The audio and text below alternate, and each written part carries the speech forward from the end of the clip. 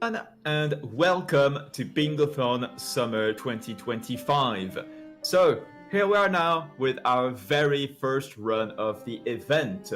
This event is benefiting Doctors Without Borders, and you may find the link to donate below the stream or by typing !donate in their chat. For our very first run, here we are now with Hollow Knight with vlhunt. So take it away.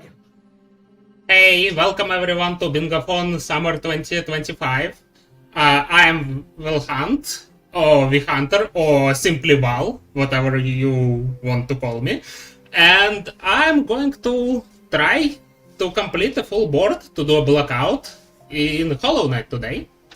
I'll explain objectives as I start the run, but Hollow Knight is a game.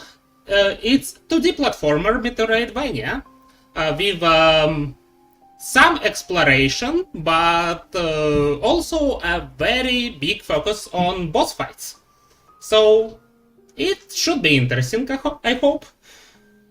And I'm sure it will. Let's start in 3, 2, 1, go. Good luck. So let me slowly talk about first about my setup. I'm using a few mods here.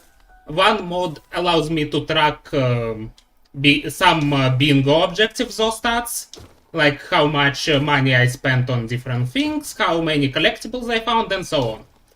There is also a quality of life mod, which skips some animations to save a little bit of time, and also patches back some skips that were patched out in later versions, so I don't have to downpatch the game. For the important mod which I'm going to use is the bench warp mod. I'm going to use it to warp to the previous bench, aka save point, I've used. Basically, quitting to a menu and reloading the save does the same thing, but this way I won't have to go to a menu actually. Just to save a few seconds, which I wouldn't be doing anything significant. So, I'm explaining that so nobody says that I'm cheating. Because it's actually kind of a part of game mechanics anyway. Right now we're descending into first area of the game, Forgotten Crossroads. Well, first after tutorial area, I would say. And here we have a first objective to beat the first boss. Before this game, as a bingo, starts pretty slowly. I need to cover quite a bit of ground before I can even complete any objectives. That's actually part of what I was about to ask you. So what sort of approach do you have in right now, like as you see your card in like routing that? So I guess as you say, now you first need to cover some ground and just kind of get a sense, like first of obtaining things before you can really start routing? Yeah, since this is Metroidvania, there are a lot of key items and objectives, including movement objectives, upgrades, I mean, movement upgrades. And those will allow me to access new areas and move around the map faster, so it makes sense to upgrade myself as much as possible first and then go for bingo goals. That's pretty much my approach to routing here. Also, early on, I'm going to collect as much money. Those are called Geon game. Those small pebble kind things. Because money is important to use in shops, and that's in general. By the way, don't forget to donate for the cause we're doing this marathon for. Just Yep, exactly. just a small You're reminder. absolutely correct. Also, I just realized that the command is wrong. Well, the command is wrong. It's stating the wrong organization name. Wow, GGB. Let me fix that right now. For those of you that might not be watching directly on the Bingothon Twitch channel, I just realized it says that Social is rating for Fred Hutch, which is not the case. It's rating for Doctors Without Borders. Wrong season. Yeah, exactly. Wrong season. Well done, me. There we go. As we said in the opening ceremony, we love surprises we get that we're not aware of. For Doctors Without Borders. There we go. Exactly. This is exactly what you can expect from me. There we go. There we go. You definitely did not see that previous false command. You didn't. No, everything's fine. But Just delete it from your memory, everyone. Exactly. Like, I'm putting out. I forgot about the name. The device from Men in Black. I'm just gonna like, just flash all of you with it. You didn't see that. But yeah. So, how's that beginning of the run going for you? Do you feel right now? Right now I've unlocked the stock station, which is this game fast travel points, which will, as the name implies, allow me to fast travel between the points on the map. Also, right now you can see I'm freeing those caterpillar-looking bugs. They're called grubs, and there are a couple objectives like free 15 grubs, I think. I haven't even looked. Save 15 grubs. I haven't even looked at the board yet. In full. Speaking of the board, as I'm approaching on the first boss, which should be quite easy, I'm going to read and explain all the objectives. At least I'll try to, because I will focus a little bit on the fight.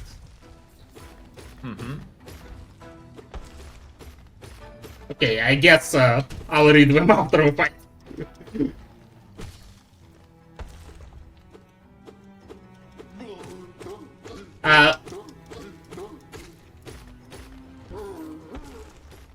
This is False Knight, and it's one of first two bosses in this game, which are available to the player.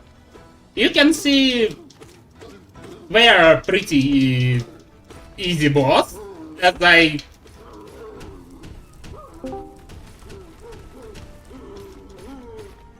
don't even let them attack pretty much.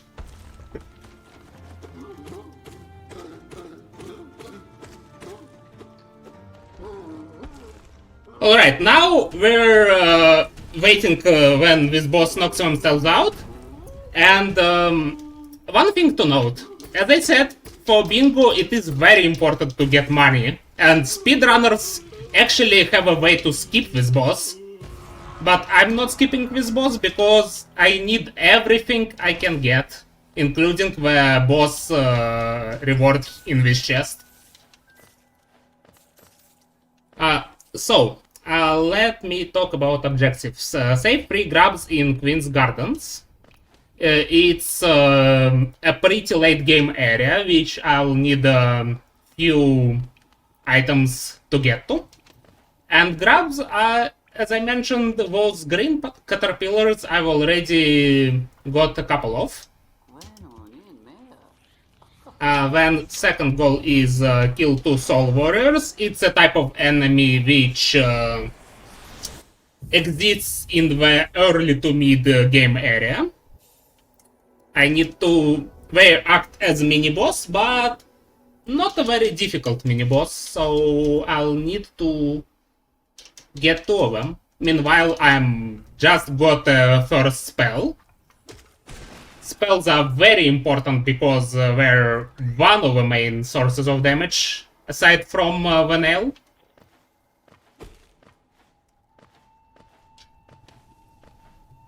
This is a little bit platformer heavy area, so I need to concentrate a little bit.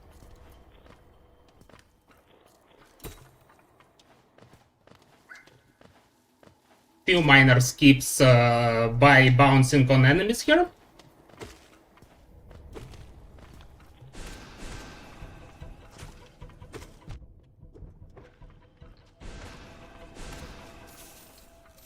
Alright, so next objective is save 15 grabs. I already explained who grabs are, and to save them I need to break the jars they're being kept in. Fragile, hard, greed, and strength. Those are charms. Charms are pretty much trinkets of this game. So these objectives requires me to buy or find, but in this case buy because they're all sold by a specific character.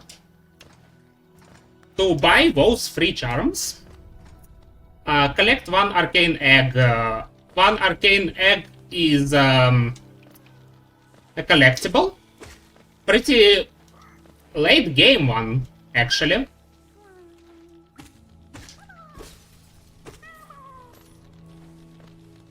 So I'll need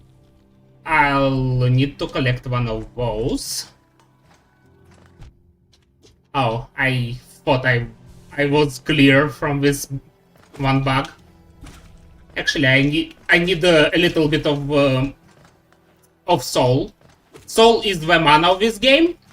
You gain it by killing enemies, and it allows the character to heal and cast spells. Like the fireball here.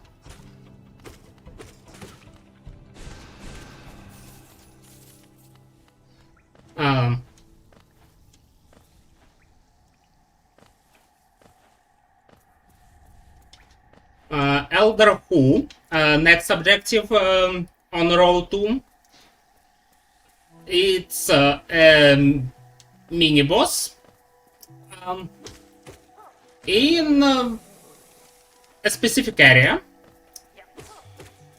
It's a type of mini boss called a Dream Warrior, which means I'll need an item called Dream Nail to even access this boss, this mini boss. Upgrade Grimchild once. Grimchild is a charm, which, as I said, a type of trinket, which is also a companion, and there is a specific quest requirement to upgrade it, to make them stronger. Kill 6 Stalking Devouts. This is a late game enemy, which is very tanky and takes a lot of time to kill. That's why it's included as its own objective, because normally it's just faster to skip them, but I don't have this luxury.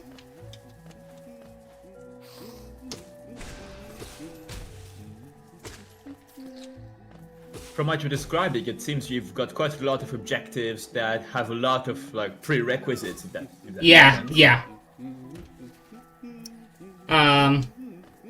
Obtain 1 extra mask. Mask is my HP meter. Right now you can see I have 3 masks out of max of 5. And I need to increase my max health to 6. For this I need to collect 4 mask shards. Which is also one of collectibles. There are a lot of pretty much collectibles here.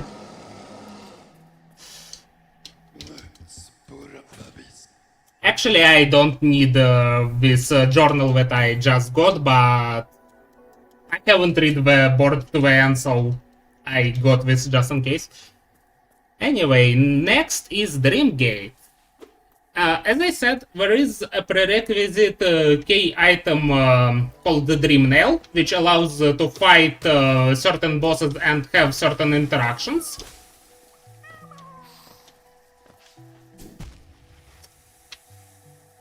This was a little embarrassing. And there is an upgrade to this Dream Nail, which is available after collecting another currency of this run, Essence, and interacting with a certain NPC. Once I collect enough Essence, my Dream Nail get upgraded, and I'll get Dream Gate. So it requires both Dream Nail and collecting that essence. Desolate Dive is another spell, similar to Fireball, but instead it's like ground slam ability. Isthmus Tear is a key item which allows me to freely swim in acid. Right now, as you could have seen, I take damage if I try to. Which will unlock a certain late game area, so I'm going to get Isthmus Tear regardless of whether it was an objective or not.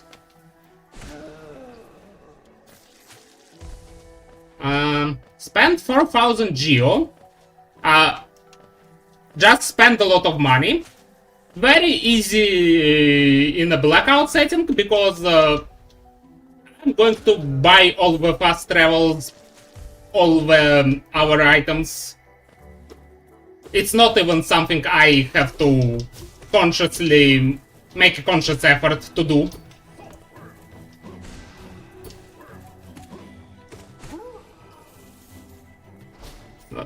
Right now I've spent only 140 geo, but it will this amount will increase pretty rapidly near the late game.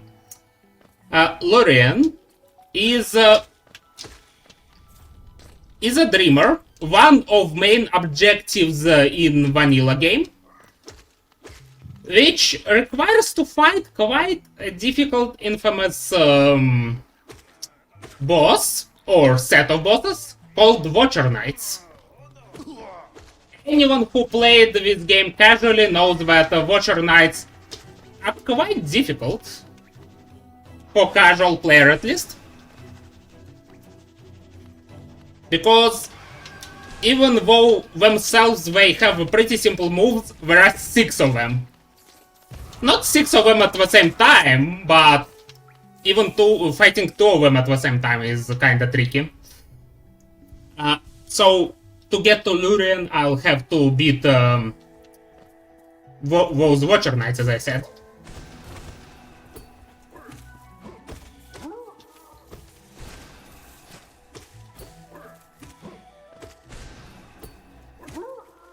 I'm just wondering now how fighting 6 at the same time would look like. This would be too much. As I said, even 2 of them make prove difficult.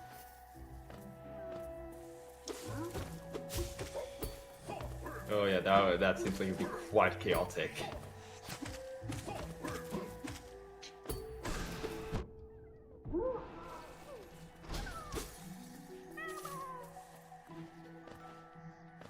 Alright, I got quite a bit of money from those enemies.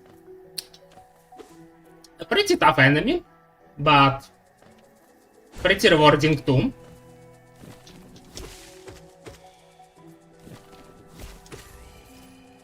As you can see, game devs are kinda sneaky here with this enemy. Players definitely get trapped by that enemy the first time they play this game.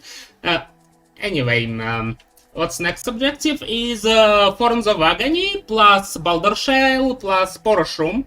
This is set of 3 different charms I need to get.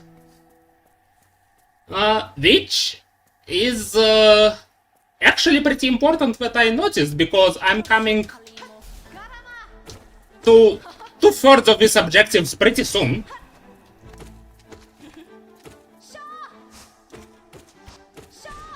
Also, second major boss, Hornet.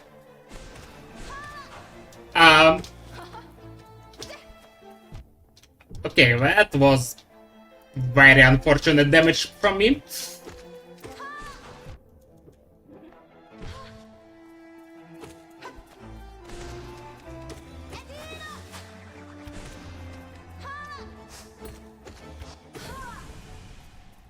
Alright. So yeah, those 3 charms I mentioned, Thorns of Agony, Baldur Shell, and Spore Shroom, I'm going to get them pretty much, 2 of them really soon.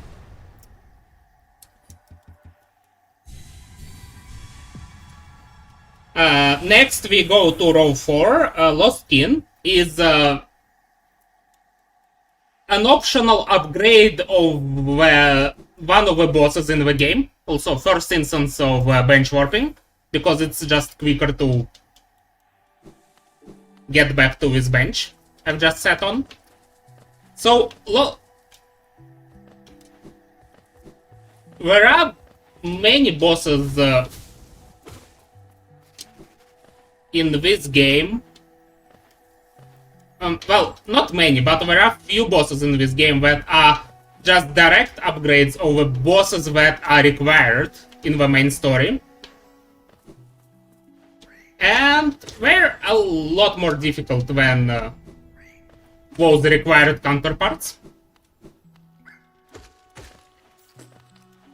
And Lost Kin is quite infamous for that, because really often it's the first upgraded boss casual players get to fight, and arguably he's one of the hardest of them. So I'll mention when I'll get close to that boss.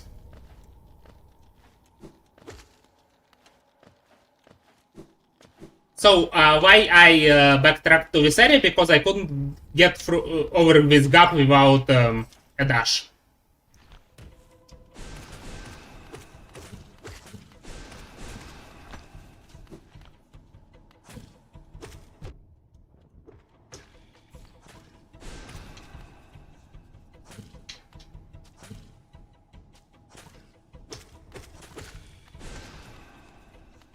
Alright, I need just one more summoned enemy, please. Or was it 2? No, I need one more now.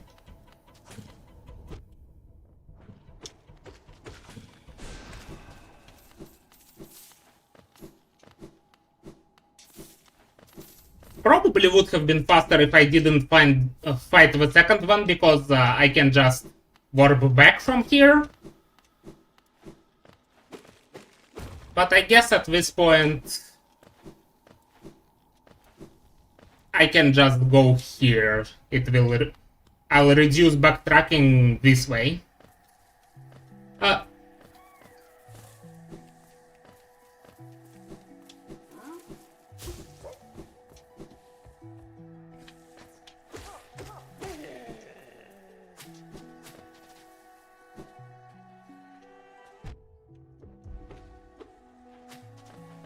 Quite an unfortunate fall, but actually I can make this work by falling even more.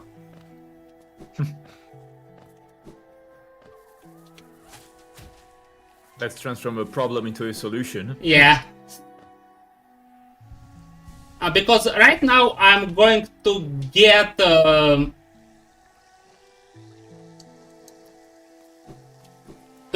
the second charm out of 3 charms I mentioned I'm going for right now. I'm going to get Thorns. And they're right here, and they also require dash to collect, that's why I couldn't do this earlier.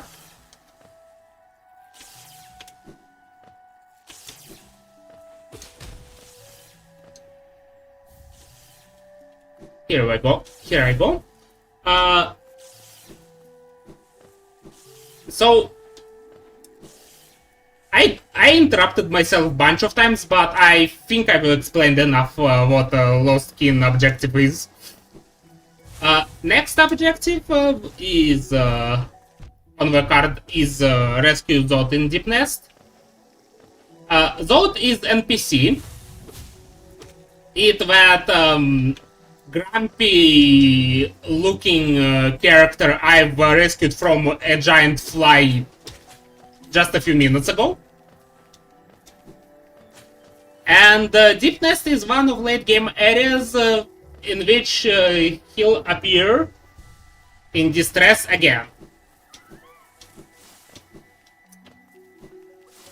And the objective requires me to save him, obviously. Which means I'll need to get to a specific point in the map, survive a specific fight, and I'll get this goal.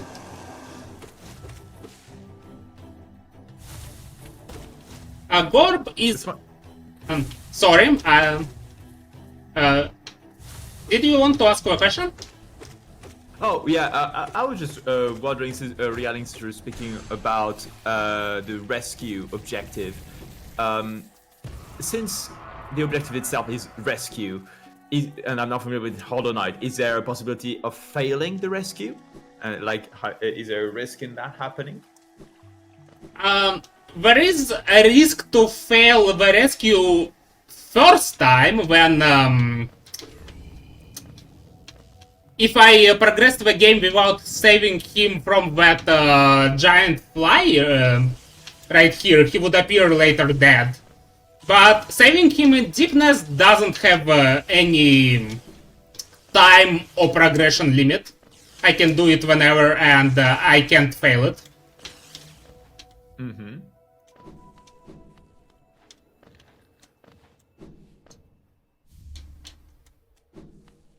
Just got here for an hour, pretty decent money pickup. Also one of objectives I haven't covered yet. Collecting those Hollowness seals. But let me not break the order here. So next objective is on the list is Gorb, which is another mini-boss. Another Dream Warrior mini-boss, which also requires Dream Nail as a key item.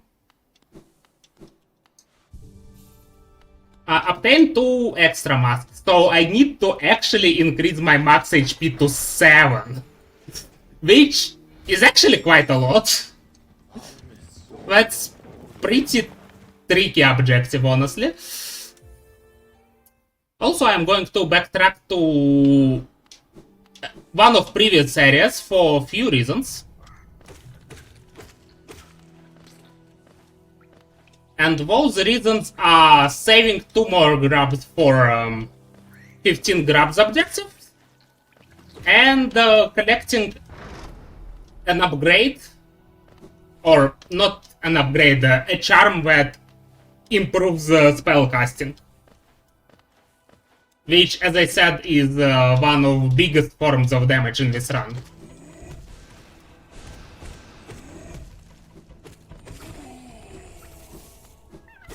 Fighting this enemy would have taken a lot longer without Fireball. Anyway, so that's why I'm backtracking now, to pick up a few things that I think are better to get now.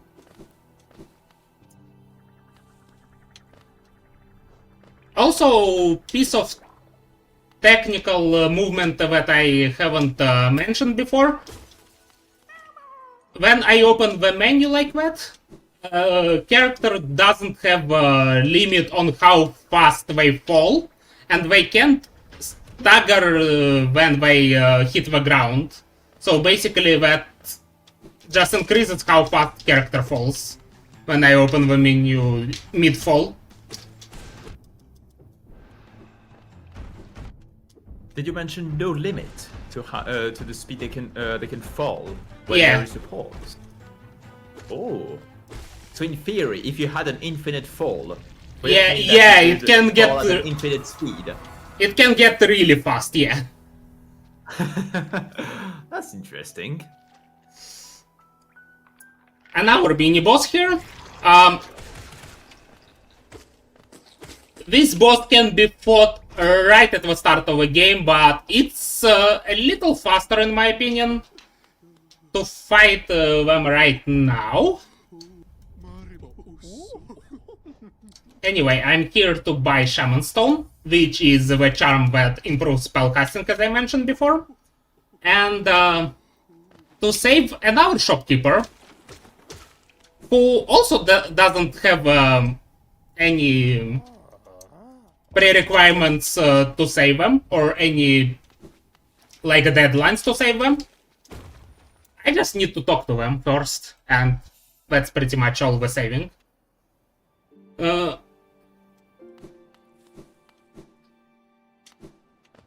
Right, now, actually I need to equip this charm.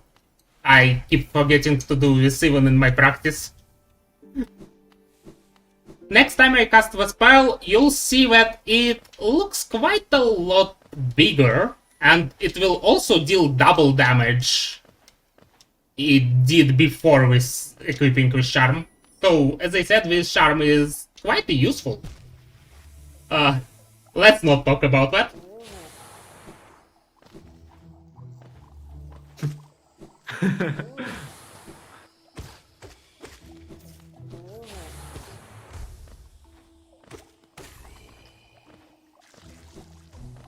We did the same thing as with the mishap with the Doctors Without Borders command. You didn't see anything. Yeah. Just wave the device and make everybody forget. Those bombs do double damage, by the way, which I was able to demonstrate right now. So, I should do better job at avoiding those bombs. Hopefully.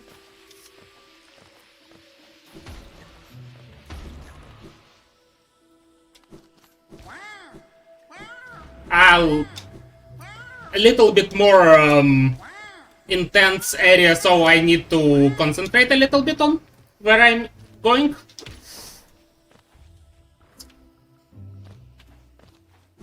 Right, so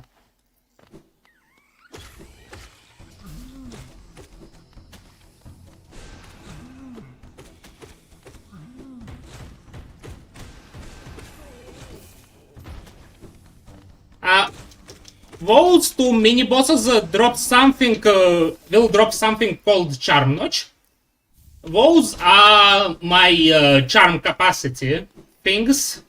So getting more of them means that I will get to equip more and more stronger charms, which is part of why I went through that those two mini bosses. Alright, next objective on the list, row 4, column 5. How dare you, game, put an acid while I'm looking at my phone. So, row 4, column 5, Glowing Womb plus Grimchild, and our two charms with a similar theme of summoning a helper.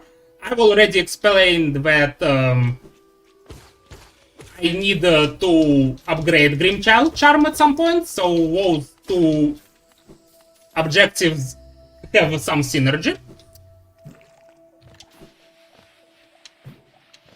which is helpful. Collect 3 King's Idols, another collectible which gives money. And gives a lot of money, actually.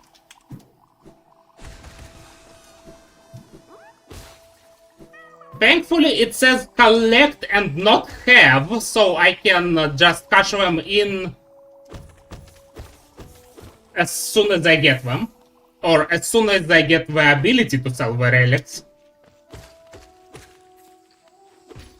I'm really liking the technicality of the word. Bingo goal. Yeah, the very next objective is have 5 Hollowness seals, so I can't sell them until I get 5 of them. Key difference there indeed. We're closing on Mantis Village. There are a lot of mantises here, and they're quite hostile. As you can imagine, we're intruding into their territory after all. But here we'll get next big movement upgrade, which opens this game wide open. It's a wall jump, known in this game as Mantis Claw. Alright, I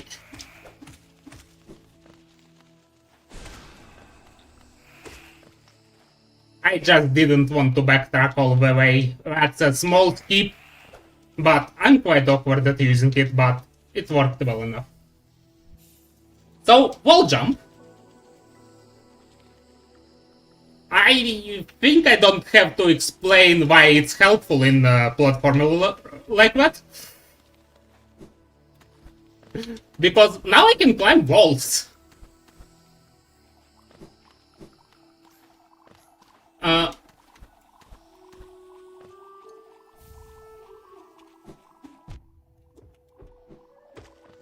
Whereas few small detours I'm going to take here.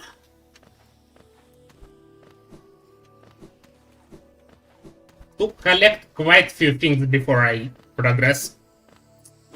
Anyway, back to objective. Save 5 grabs in City of Tears. COT for short. That's an area, and grabs are caterpillars in the jars. Just repeating myself at this point.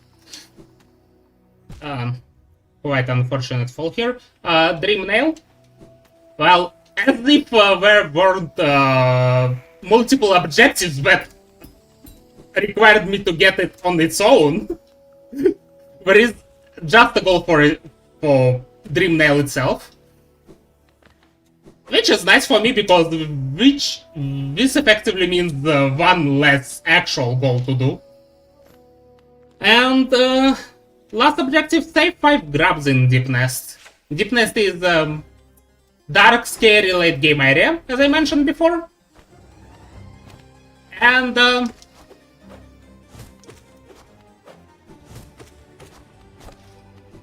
I don't think I'll explain what are grabs at this point. So, what are all goals I'm hoping to do in the time I'm playing this?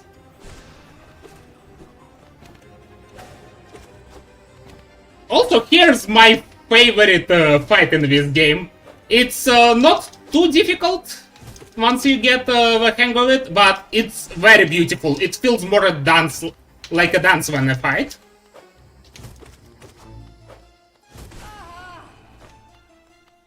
And you'll see why. Now I've got to fight 2 of them.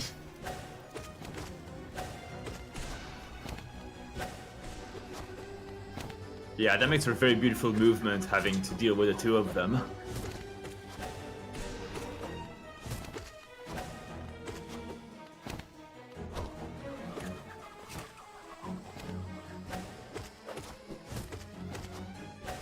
I imagine that if you play the game casually, it must be quite a tough boss. Yeah, it definitely takes some time to learn, but neither of their attacks are difficult by themselves. It's just alright,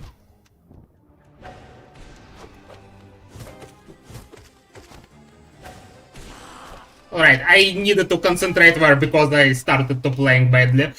Anyway, all of their attacks are quite easy to avoid if you know them, but yeah, it takes some time to learn, especially the phase in which you have to fight two of them. Also, there is a very late game, I would even say DLC, part in which you get to fight 3 of them at the same time, and that's just hellish, honestly. One, Yeah, 3 of them must be very precise to like a bit of movement in order to just not die. yeah.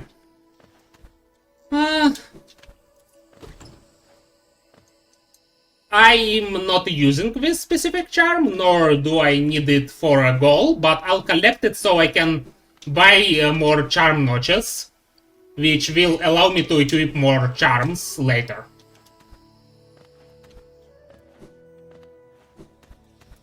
Thankfully, now that I've shown my superiority, all those mantises now respect me as a warrior and now friendly to me. Which is very helpful.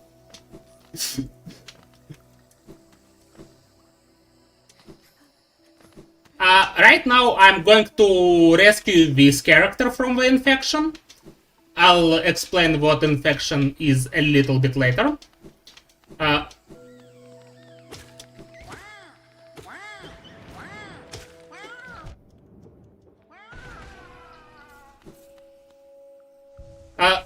Because rescuing this character will allow me to collect a mask shard later, which, as I've explained, will allow me to get more HP.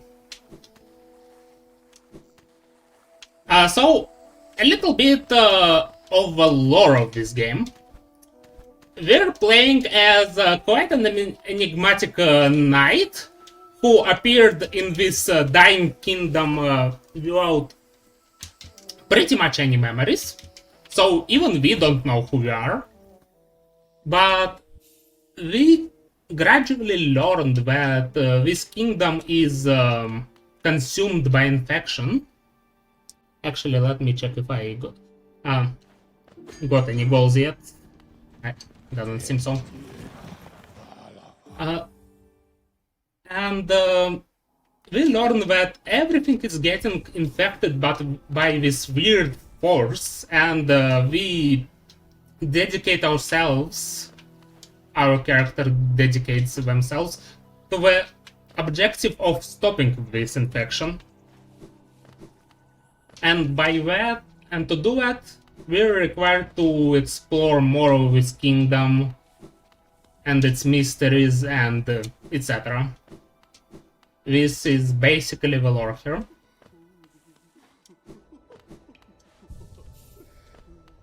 So right now I'm planning to do something called the shade skip. People who familiar with speedrunning know that trick. I'm dying to summon a ghost, which I need to kill, but I'm also can pogo this ghost to gain height, which I would normally not be able to get. Okay, this was unfortunate. It's a pretty easy shade skip, but I'm not a speedrunner and it will probably take me a couple tries here.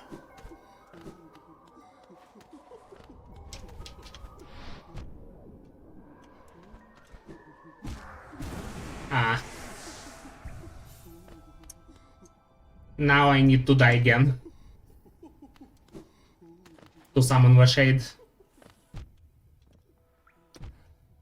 It's an interesting mechanic that, so dying means that you've got, so therefore, yeah, as you say, the shade spawning, and you basically have, like, I guess casually would have to fight it, but yeah, it seems like an interesting mechanic.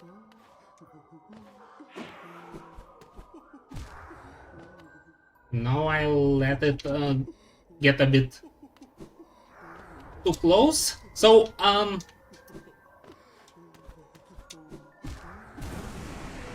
here we go. I wouldn't be able to get this high without this shade skip. So Oh, nice. also Well done. also a lot of button mashing here. My hands do not like this area. But to be fair, I'm not supposed to be here right now because that's a sequence break. I'm supposed to get to this area later in the game progression, but since there are quite a few objectives requiring me to get the Dream Nail, it's better to get the Dream Nail early. That's my logic behind doing this skip here. So, a few more mechanics related to dying and spawning the shade. When shade is present somewhere, max soul or max mana is reduced, and you lose all the money which you restore on killing the shade. If you die a second time, you'll lose all the money in the previous shade, so that's not advisable. Oh yeah, that'd be bad.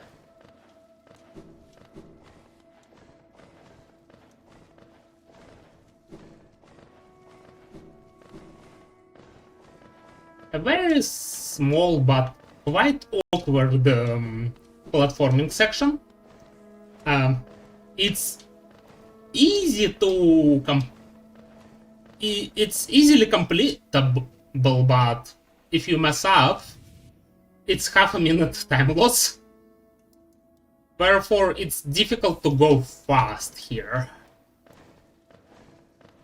Time you save by trying to go fast versus time you lose by falling like that is not worth it for my level of experience. It's a sort of moment where it's best to be careful rather than lose time by being too quick and failing. Yeah.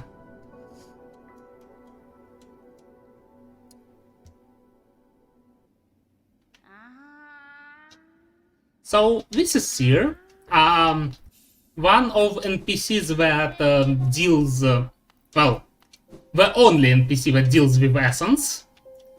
And as I mentioned, essence is the currency that I'll need to get a certain amount of. And I'll need to trade an item with the seer later. Also here I'm grabbing another fast travel point. And at this point I need to actually think what I'm doing next. Because everything before this was pretty much on autopilot. Okay. Once you take a moment to think, would you be okay with me telling our wonderful viewers about the cause of this event? Obviously, go ahead. All right, thank you. So I would like to remind everyone that this event is in benefit of Doctors Without Borders, or Médecins Sans Frontières, and it is an amazing cause they're an international medical humanitarian aid organization providing life-saving medical humanitarian care in over 70 countries around the world. And, even a small donation can really make a difference towards their life-saving work that they do worldwide. It's amazing that we've already reached $200, which is really amazing, and I'm hoping to see this number get even higher because it's all going towards this amazing cause. And just before handing it over back to the run, just would like to remind that we also have got some incentives coming up towards the next rounds of the marathon. One I'd like to point out would be the Taskmaster Crew Presents Co-op AP Meta Bingo run, for which there is a put 10% traps in the archipelago incentive, which would involve having 10 putting wow, I can't speak. Putting traps in 10% of the filler in the archipelago, which sounds absolutely chaotic. We need $50 for that. We're currently at $1 on it. So if you put your donations towards that, not only are you donating towards an amazing cause, it's Doctors Without Borders, but you can also make the that run even more chaotic. So thank you, everyone. Keep donating and keep enjoying the event. Oh, I, as a person who played Archipelago quite a lot, traps are pretty interesting thing, honestly. So that's incentive definitely worth donating towards. Meanwhile, while we were talking about that, I've completed one of Dream mini bosses,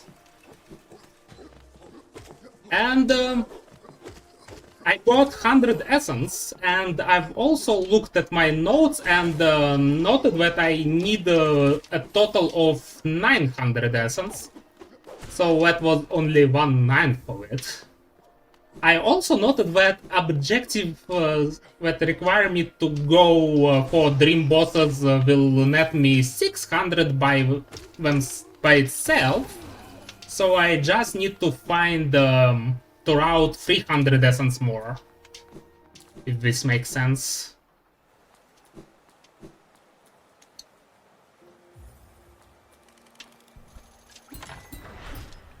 Here is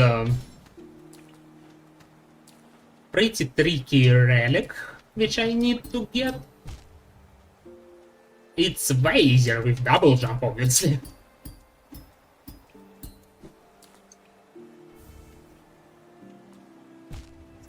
Alright, so there is objective for having 5 seals, so I need to see the quickest seal I can find, and I think I see one. I need to backtrack a little here.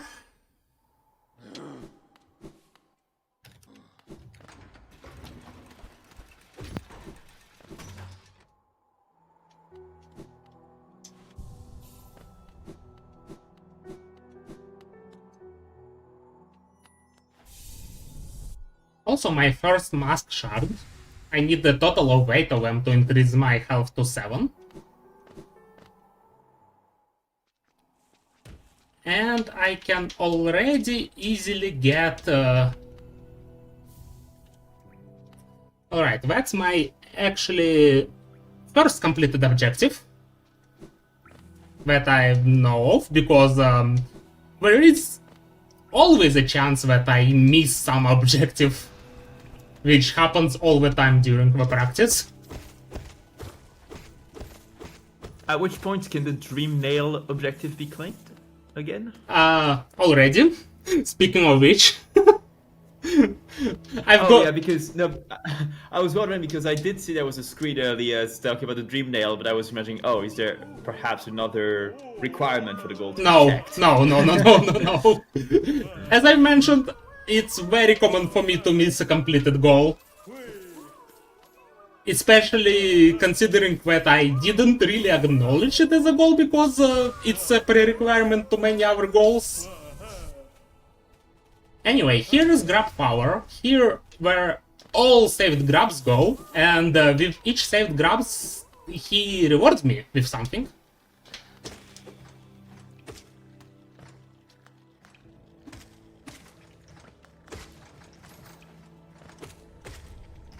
And here my plan is to get a bunch of soul to fight a specific boss, which will reward me with an hour mask shard. This platforming section with those spikes is possible without wall jump, and it's interesting how it is even. You can toggle those spikes, but... Anyway, here is an hour quick boss. Well, hopefully quick.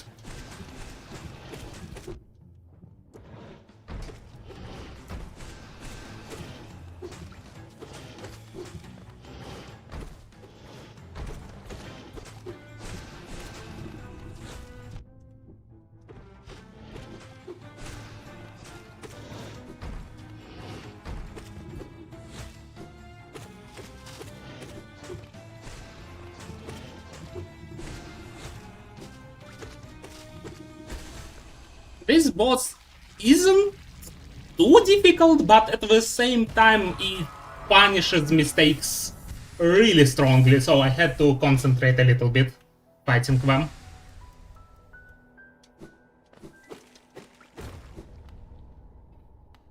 It's not a type of boss that I can do on autopilot like some others. And right now we're going to complete a first full mask, which will increase my health to 6, which is pretty helpful, I would say.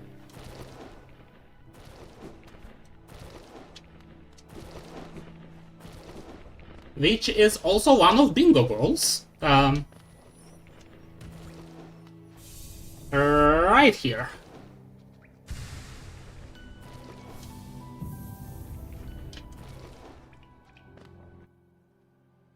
And now I have 6 health. Yay!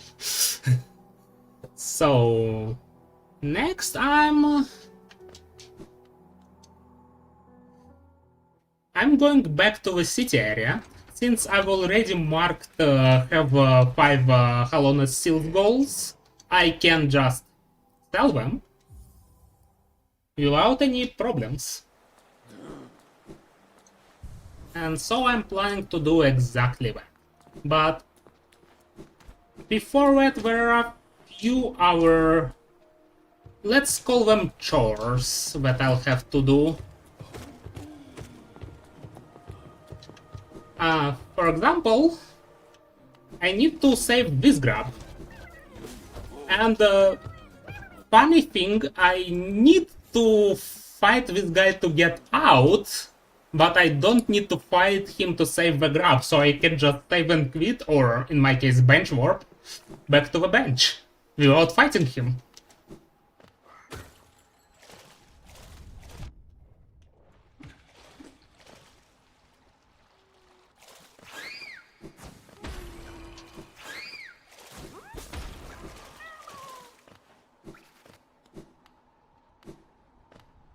Honestly, it will be faster to bench over here too. I am going to do a lot of bench works to this specific location.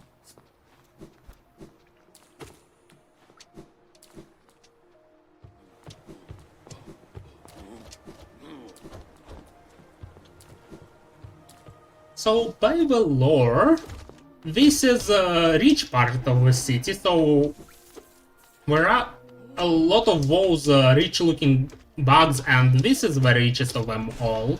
Gorgeous Husk has exactly 420 geo, which is quite a significant amount of for my bank here.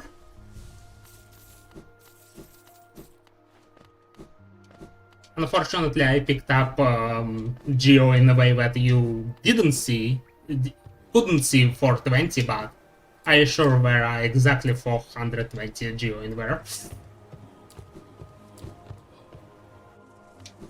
Which is obviously a pretty interesting meme by Team Cherry, by devs of this game. Whereas another objective, point on the map which has exactly 420 geo, and that's definitely not coincidence at this point.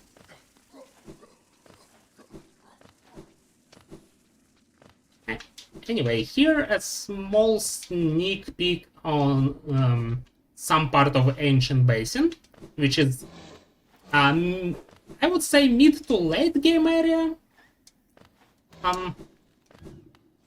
But I'm here early to grab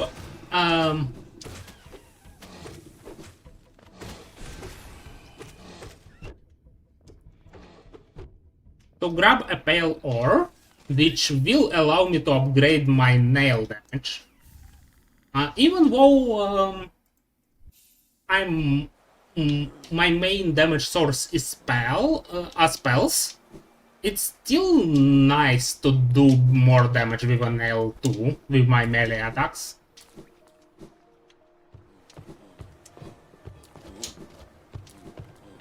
So I needed this material for upgrade, which I will get pretty soon.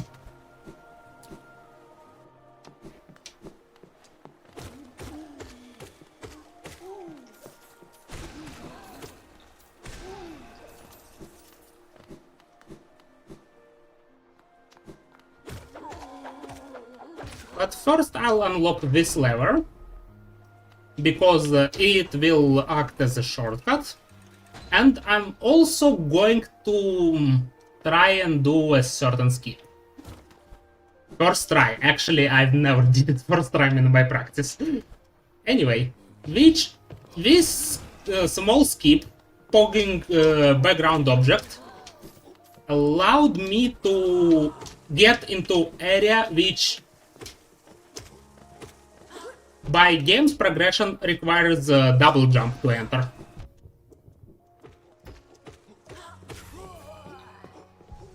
But I don't have double jump yet, and it would be helpful to get through this area now, to open up this area at least. Also because I'm not going through progression as intended, this screen was black, and nothing I could have done about this, except for losing more time and doing things slow way.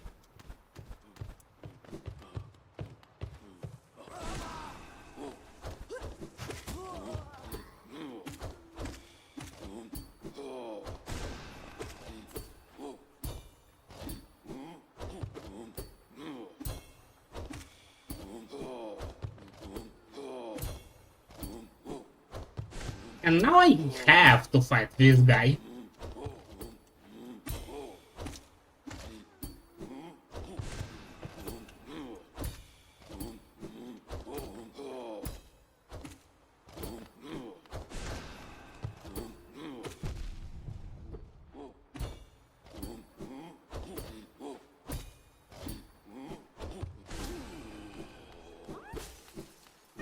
Just to save this grab, since we have to save 5 of them here. Also, this is the area in which you go to fight aforementioned Watcher Knights, but I'm going to do this later, when I get a better spell to do more damage.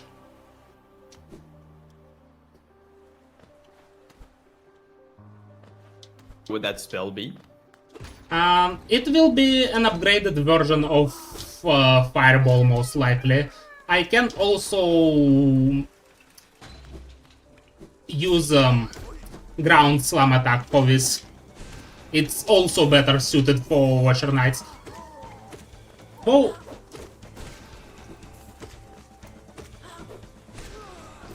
Though better Fireball is something that I'm just more comfortable with. Also, first peek at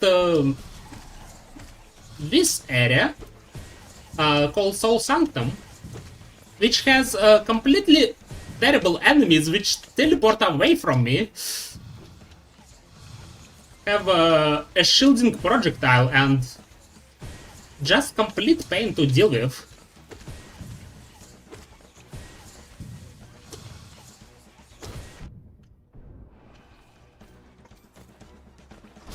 I'll also come back to this area later, but first I'll open the shortcut.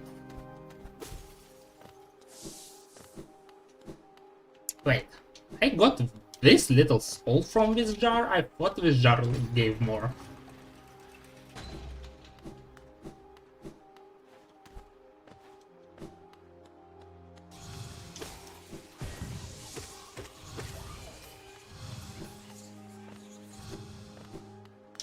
No, I'm not going to fight you yet.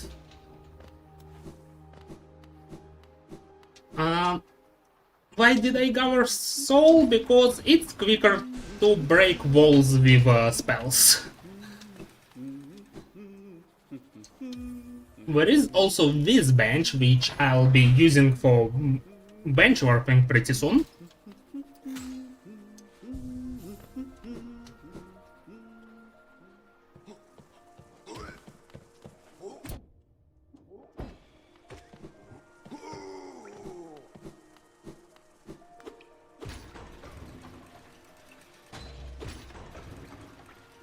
But now my next objective is to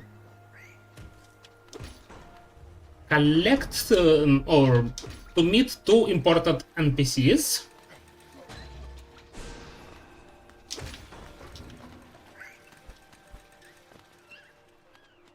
One of which will allow me to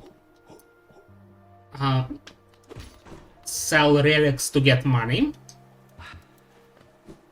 Normally you need to sell relics one by one, but quality of life mode changes that, so you can sell them all at once. I swear that's not cheating.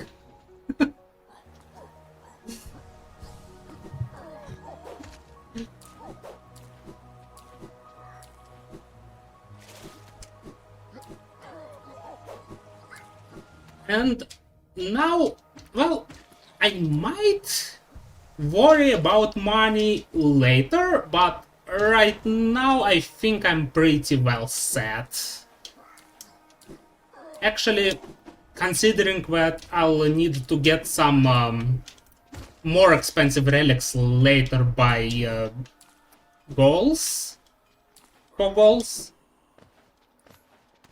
I don't think I need to go out of my way to get money at this point anymore. Which is quite helpful.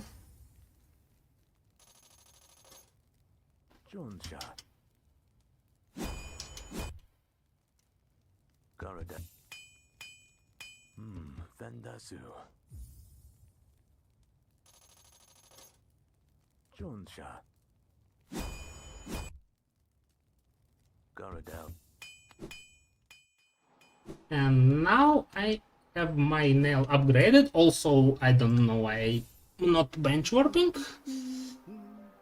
Alright, so where do I go next? An hour decision point. Because there are multiple places I can go at now.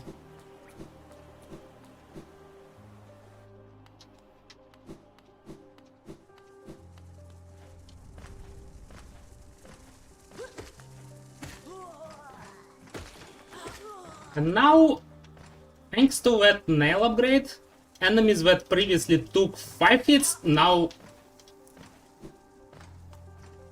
get killed by 2.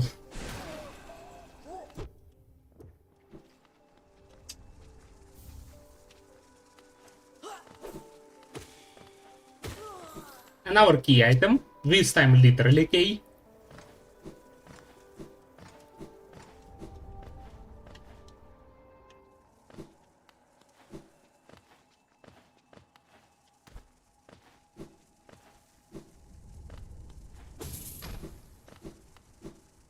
And another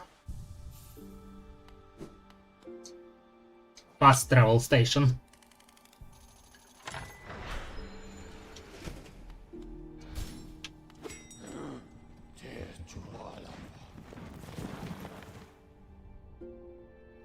Okay, is there a goal?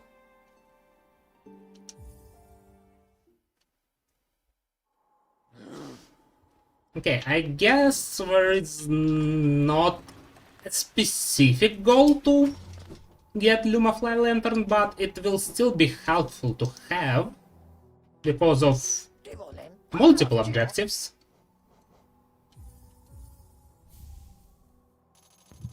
What objectives do you think that will benefit? Mainly it will benefit save 5 grabs in deepness objective, because there are a lot of rooms that are completely pitch black without lantern.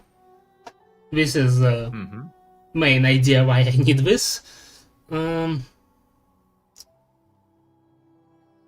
Let me see what else I have. I have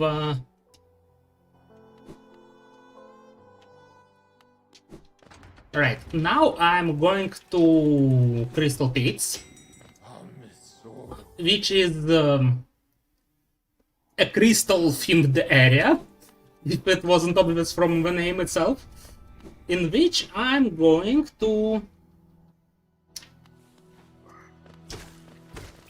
acquire a new movement ability called Crystal Dash or Super Dash in or Crystal Heart. There are multiple names, one of them official, multiple of them are not, but it basically allows to just fly in a single horizontal direction for as long as you keep the dash. You need to start the dash on a wall or on the flat surface, but after you charged it and started flying, you can fly over gaps and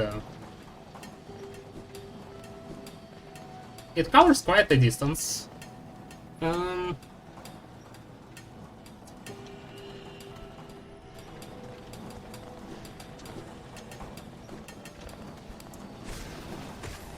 Do I need anything specific here, except for that? I don't think so. Oh, no, there is one thing that I'll need to get here. And this is one out of 3 King's Idols I need to collect.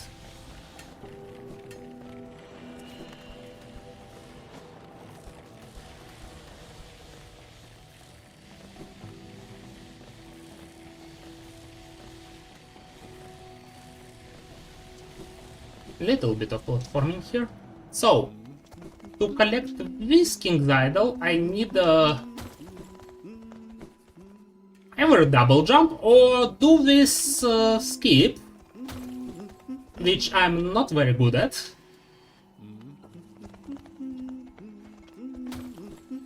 Thankfully, I can show this because I have a goal which benefits from doing this skip. I think I'm trying to wall jump a little bit too early or too late. It's difficult to tell actually.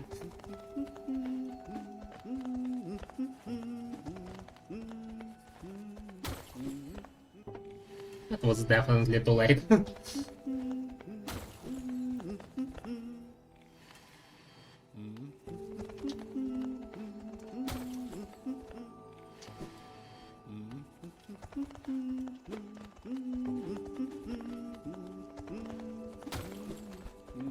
Ah, I had it.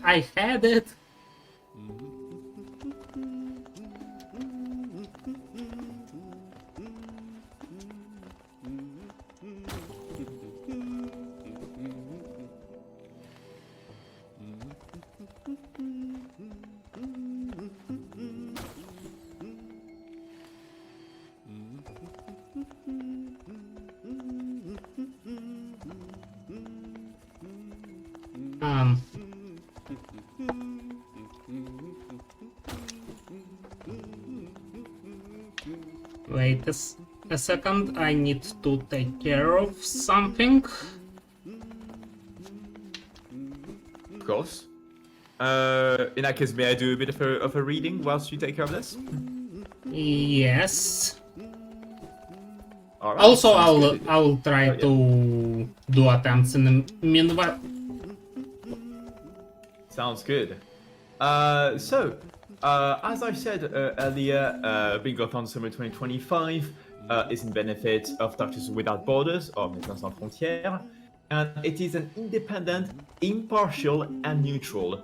Those are keywords that are very important to remember in regards to what they are. MSF offers medical humanitarian assistance to people based solely on need, regardless of race, religion, gender, or political affiliation. Their teams of doctors, nurses, logisticians, and other frontline workers are often among the first on the scene when people's lives are upended by conflict, disease, outbreaks, or natural or human-made disasters. So the work they do is absolutely amazing. And it's the more money we can raise for them, the better. And you know, even with just $5-10, even small donations like that, that just in of itself can already make a difference. Like for example, just $10 can help acquire ready-to-use therapeutic food 1 week of therapeutic food specifically for example, a patient that suffers from acute malnutrition. So you can already see how even just a small donation like that can make a very significant difference. And so any donation is really appreciated. So with that said, with me speaking, I see that you're making good progress. So how's it going now? Alright, yeah, I finally got that skip. I swear Well done. it didn't take me as long in any of my practice runs, but... Yeah, it's Again- unfortunate things working in practice, and when the run comes, uh-oh. But you got there in the end, so well done. I'm closing in on the big platforming gauntlet requiring to get the super dash.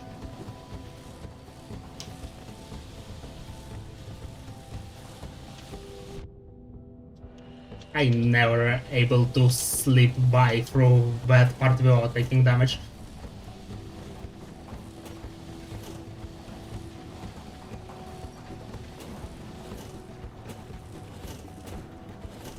But at least I got this part first try. So that compensates a little for the time I spent.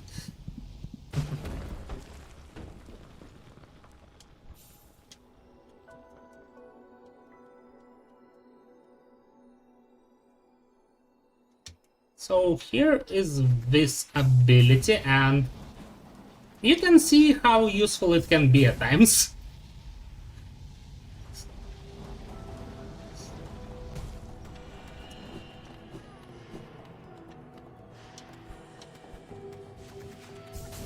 Also, I don't really need to save this grab, but I guess I will do this anyway. I'm checking if there are any goals that I need to be here for, and I don't think so. So I'm just going to warp out of here. Speaking of goals, may I ask a question? Yes, please ask. Because what about the spend for 1,000 geo goal? Oh, thank you. Oh yeah, I was wondering as well if there was maybe another requirement that I was not aware of. But it's really... As I mentioned, I miss those a lot. I mean, you do have to think about a lot of things when doing runs like that. It's really hard to keep track of everything that you have to in such a run. Also, as I mentioned, that's another goal that I wasn't focusing on because I'm going to spend a lot more than 4,000. I guess I can buy another mask too.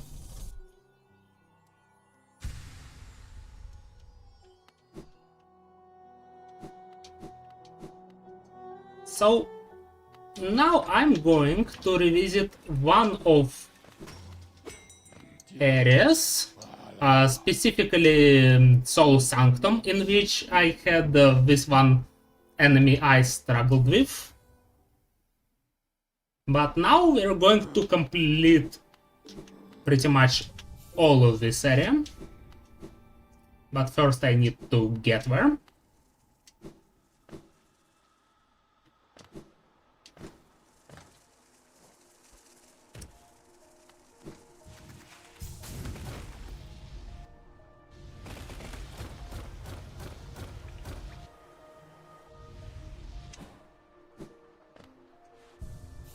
I'll sit on this bench, not because I need to warp anywhere, but because for safety. Next area is pretty easy to die in, so...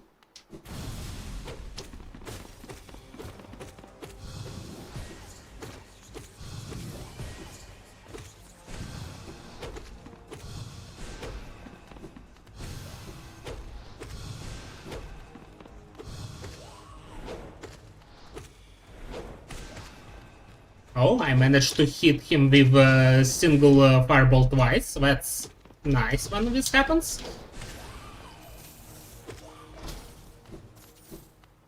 Not the most difficult mini boss, but I'm not exactly don't exactly have the strongest kit I could have fought him with.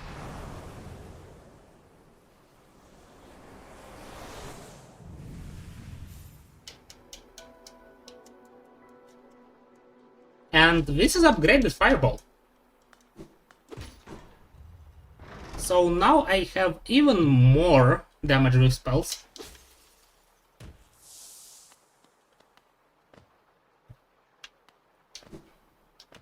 I also need to hit this lever. Progress.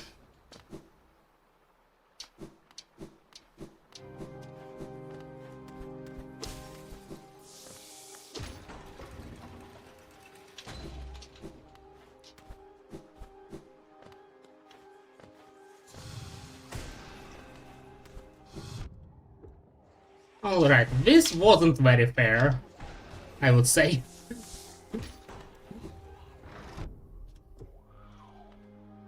But those enemies, not exactly. The nicest enemies to fight. And here's, by the way, the second Soul Warrior. If I forget to mark the objective for fighting two Soul Warriors, actually, I shouldn't, since I'm talking about this.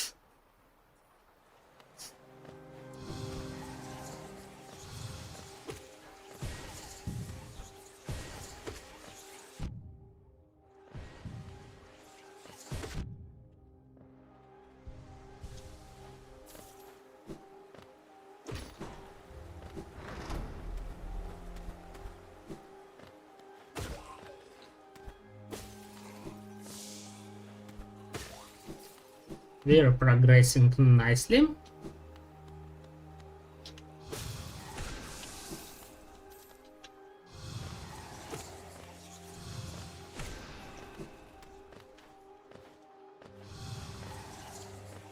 And those two enemies are just better.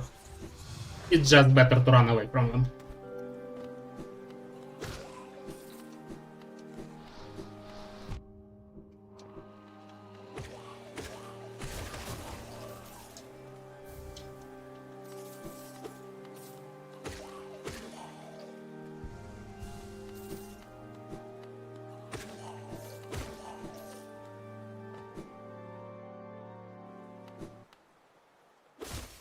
Now I'm just closing on our boss, which will be a part of Desolate Dive objective, which is, as I mentioned, is a ground slam spell, which you can actually see bots doing against me.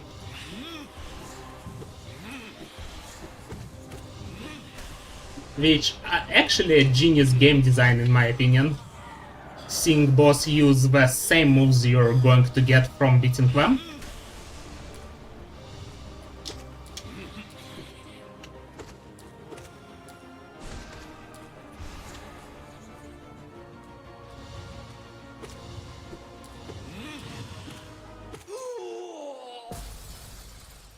And now for phase 2.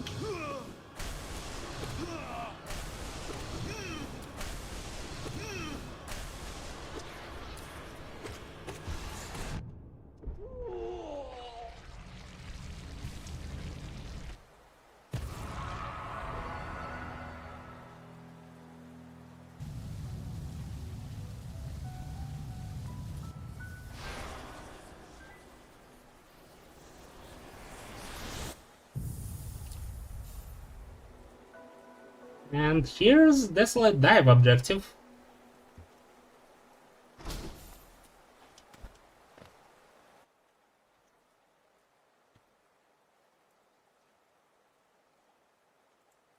Is are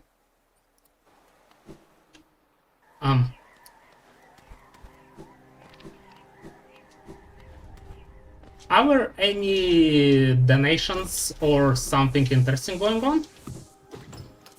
Of course, yeah. So in terms of where we're at, we indeed are sitting at $206. for Doctors Without Borders, which is a really nice number. If I were to bring your attention, at the moment we've got a few incentives open for this event for anyone who might have just joined in. Firstly, we've got, for example, the 10% traps in Archipelago for the AP Meta Bingo run that will be later today. We're currently sitting at $1 out of 50, which is going to be really interesting if you guess, Matt. I think you yourself were saying and confirming how adding the traps is going to make things really chaotic. But we also have alongside that a couple more incentives for Tuhu Luna Knights. One involving forbidding the runners from using the time stop ability until they get to the third boss of the game, which is going to be a very interesting restriction to put on, and that's for $35. And we've got a Wheel of Fate incentive as well for that run, which will involve the runners spinning a wheel at the beginning of the run, and depending on what each runner gets upon spinning the wheel, they will have various restrictions and challenges that they will have to take into account, which will lead to some nice chaos. So those are some of the incentives that we've got coming up in the next day or so. But of course, do remember that we will get more incentives as the marathon goes on. So definitely stay tuned for that. And so to check them out, do check !incentives in the chat to find them. And if you want to contribute towards that, !donate in the chat and you'll get all you need for that. So yeah, let's keep that going and keep enjoying the run. Meanwhile, I've escaped that Soul Sanctum area. Escape sequence, thankfully, is a little bit quicker. Interesting thing that beating that boss just locks you, or rather saves you in that area, so you can't save and quit or bench warp like I did earlier. Specifically where you need to escape that area manually. That's why I was spending time on doing exactly that. And this is Royal Waterways area, because every game needs some sort of sewers, I guess. But this area is designed pretty well. It really designed like an area I wouldn't want to be in. Which is exactly what it should be.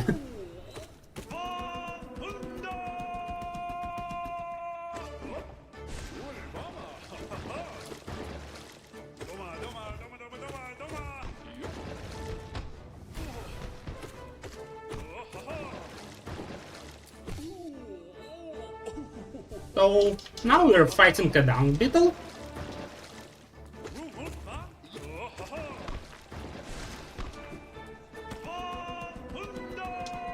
And we're into the second phase.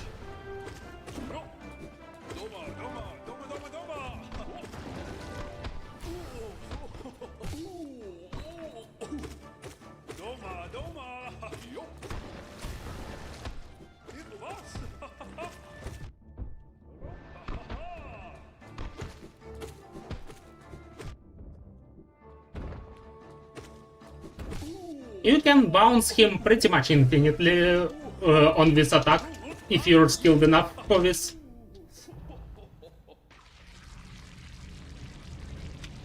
I've seen some speedrunners just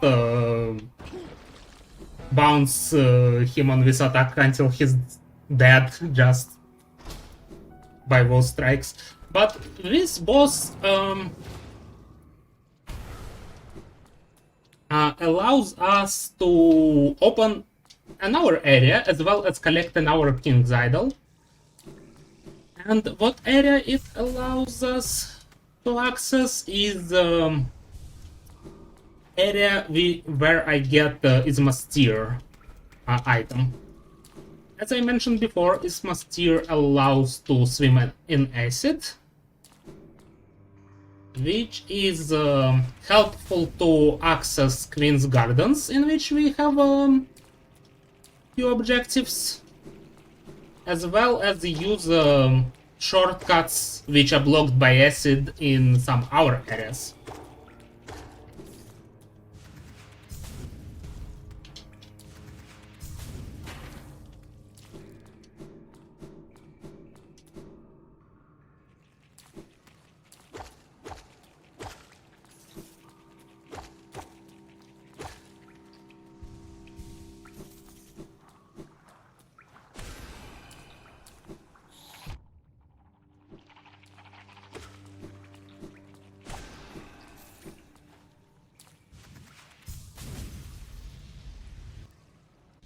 And although this area was available to me long ago, I couldn't access this place without Crystal Heart or Super Dash.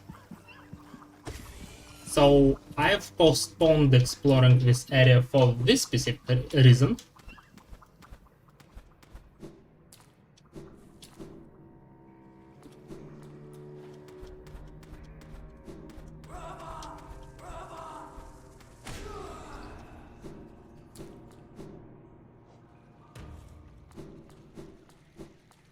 Now we have another arena type fight.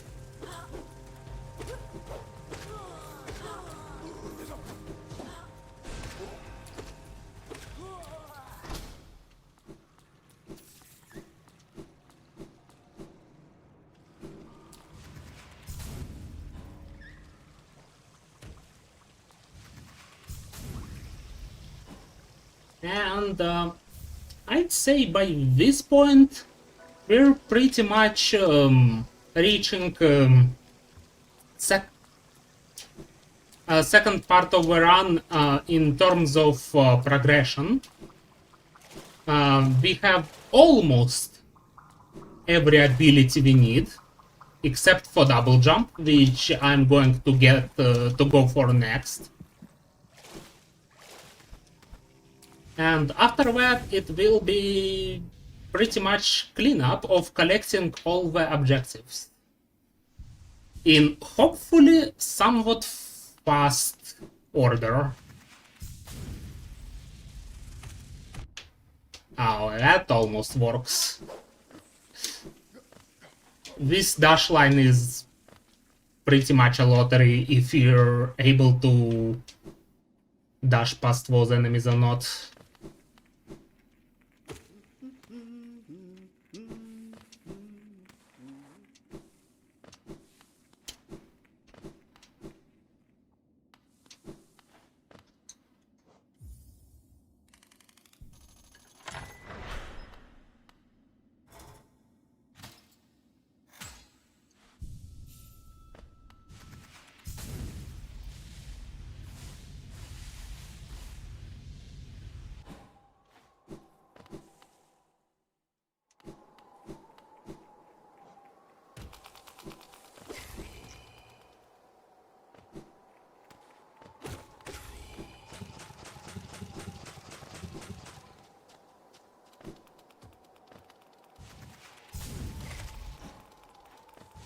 It's faster to dash past those enemies, even though sometimes I forget it.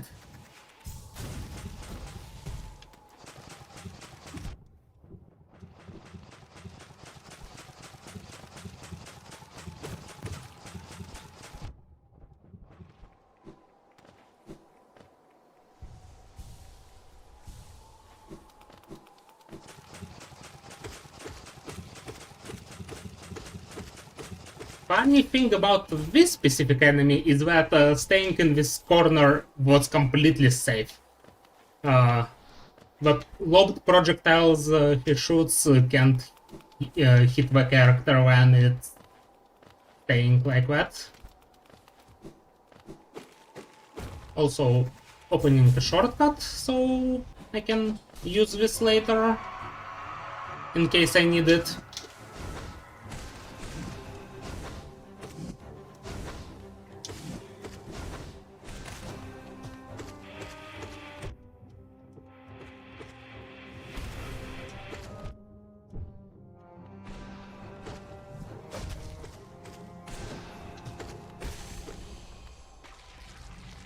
And that's Broken Vessel, the easier version of Lost Kin.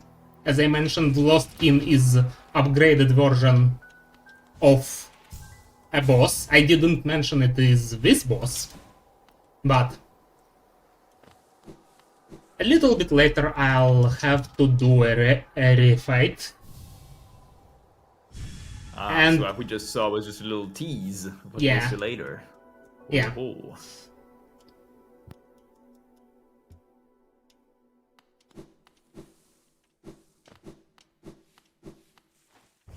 And by later I meant in a minute.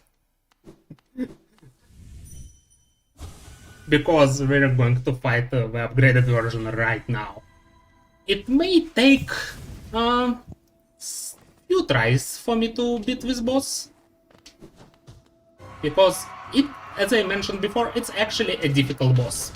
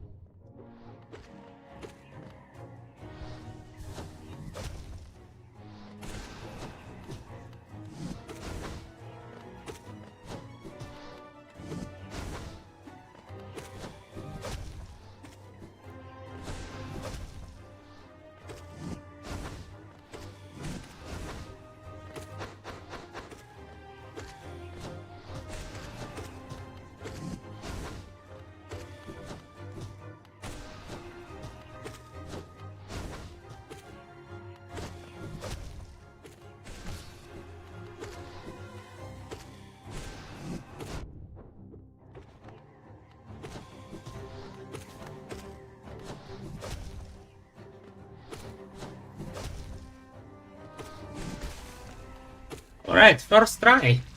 Even though it was a little bit close. Oh, well done. I was kind of on the edge of my seat while watching because I was like, oof, and lots of HP on that boss and just lots of things to avoid. That looked tricky. You could have seen how much faster it was compared to the easier version, and a lot more HP. I didn't want to break your concentration whilst you were fighting, but apparently you didn't take off Isma's tear. Oh, yeah, thank you. Thank you. Yeah, no worries at all.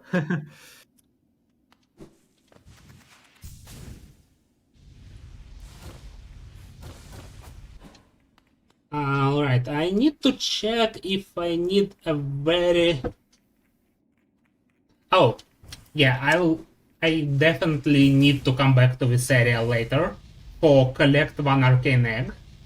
As I mentioned before, arcane egg is very rare and late game collectible, and it's accessible in the area called Abyss, which is pretty much below the area I'm at right now, and it's the lowest elevation in the game. I'll come back to it later because right now I'm missing one key item, but we're still pretty much in cleanup mode of this run now. There are a few areas I need to visit first though.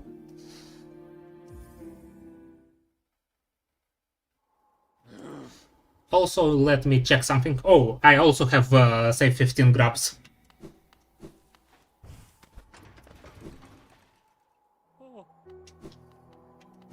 Okay, Oh, yeah.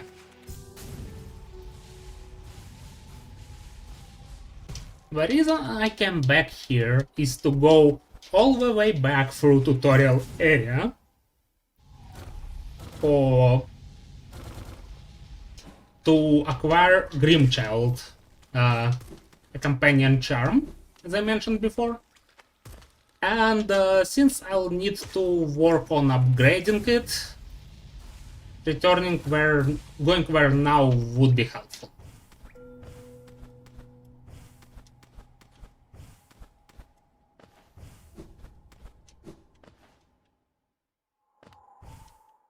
Oops.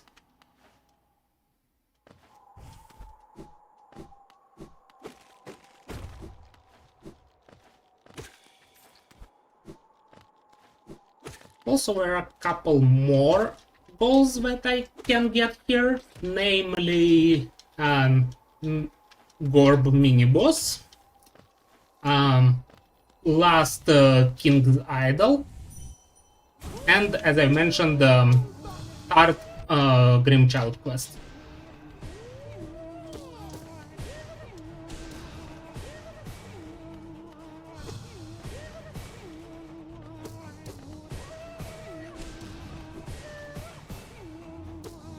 Okay, he's on 4th phase.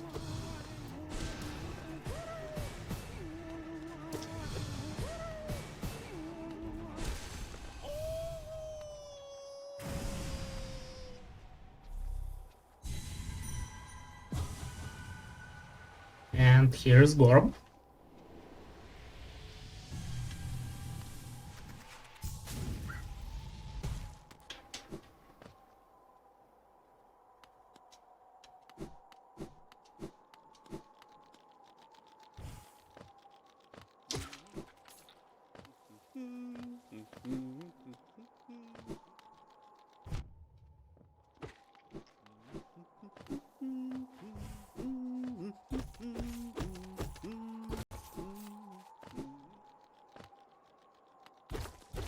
Okay, here's the secret wall. I just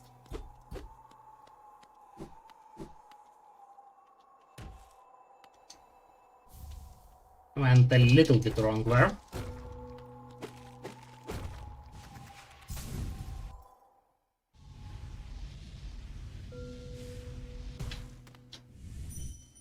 So using Dreamnail on this NPC spawns this very ominous pit of burning coals from the dream world, which also ignites this very ominous red fire.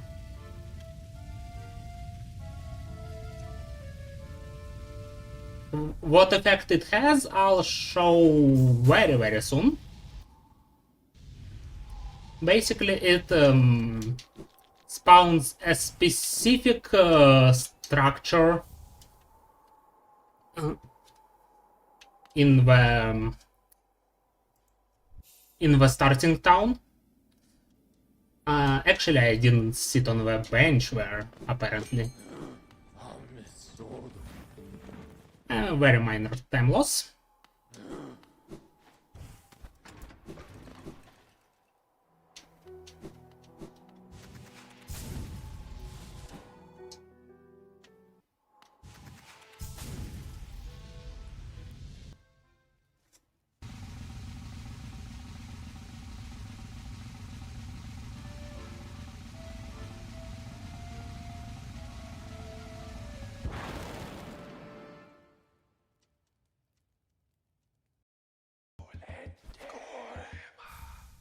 And I got Grimchild.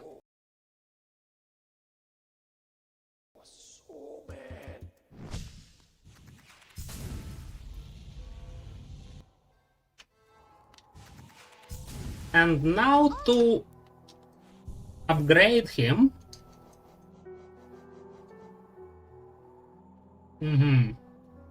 To upgrade him, I'll need to equip him, which unfortunately means I'll have to take Shaman's Stone off because I'll be over capacity. And I also need to visit few specific areas on the map, which I okay, I think I know where they are.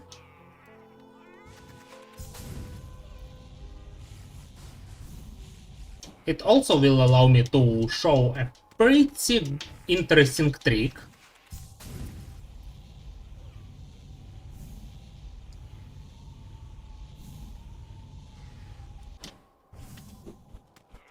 So you're supposed to access this elevator from this side to open it, but with super dash and double jump you can access it from our side, which allows to enter this area without unlocking the shortcut first.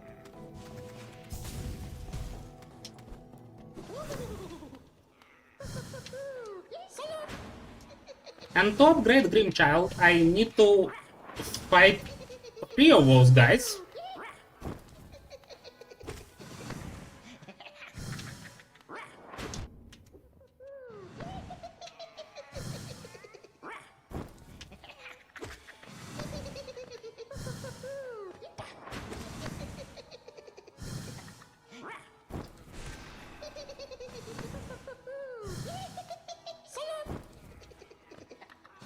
Can't attack him from this side.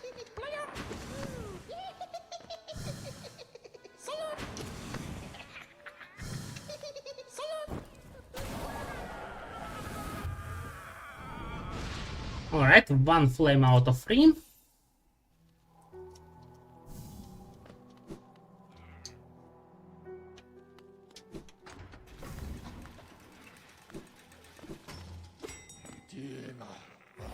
And now our flame, if I remember correctly, here in Green Top. Actually, let me see on this bench, it's a little bit closer to the fast travel.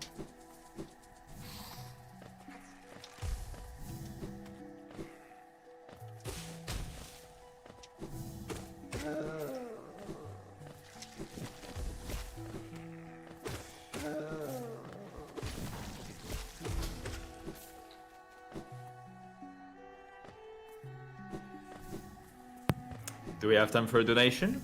Yes, of course. All right.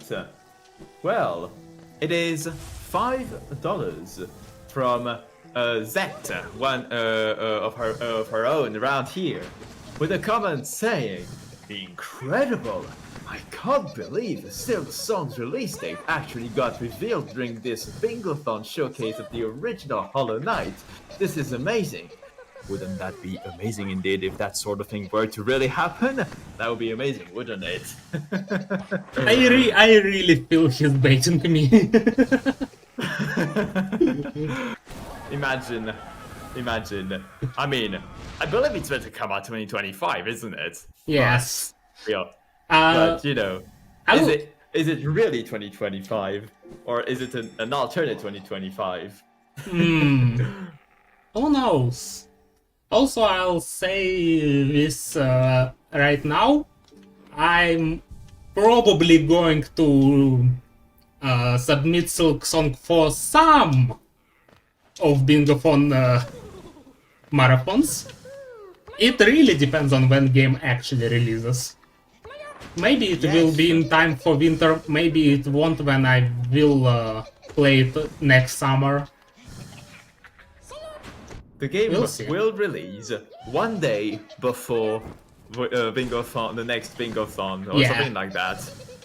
It will give you just enough time, obviously, to make a bingo, because we all know that bingo is very quick to make, isn't it? And while even playing through the game. Yeah, exactly. Because being prepared, why would we need any of that? Of course.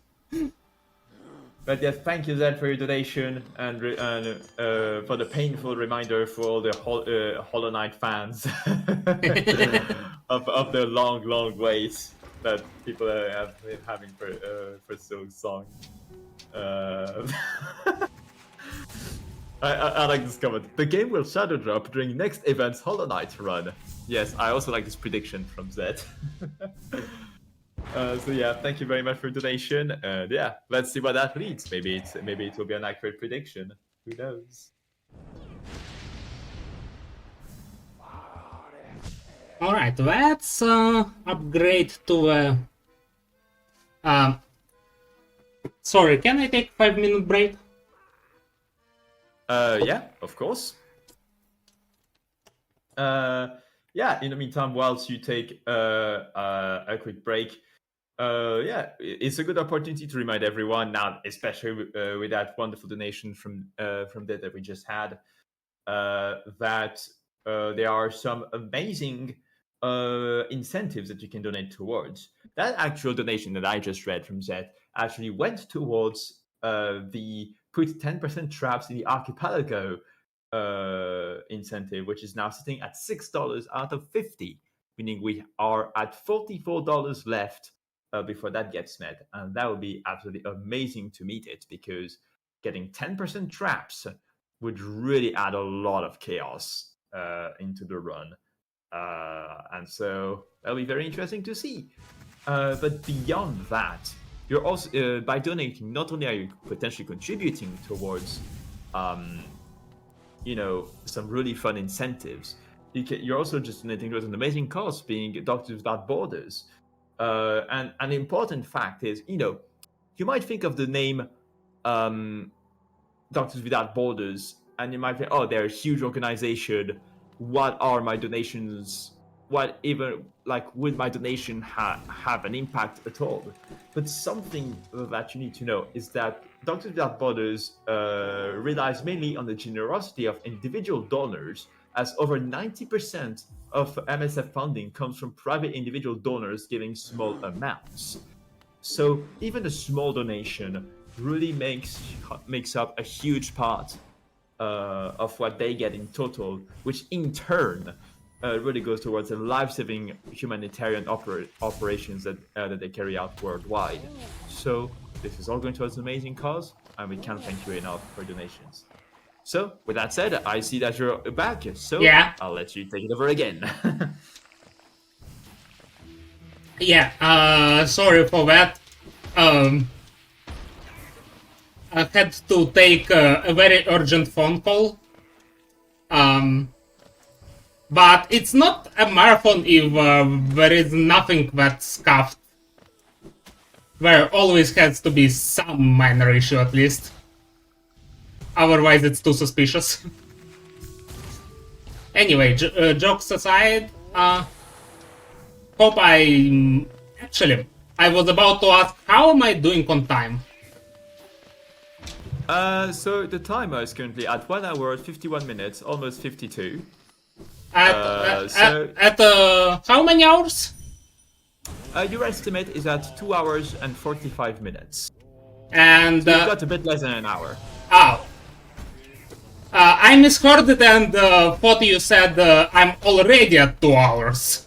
No. You haven't reached the 2-hour mark yet. No. Oh, it's fine then.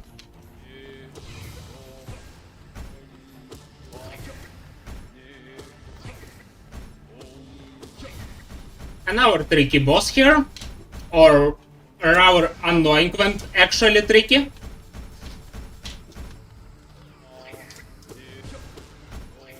Also, I haven't changed the Grim Child, but now you can see that upgraded version of him attacks the boss, which is helpful a little bit. But damage Grim Child deals is not really high.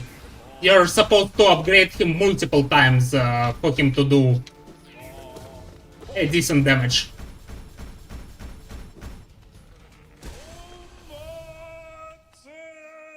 That said, it's our goal, beating Elder Whom.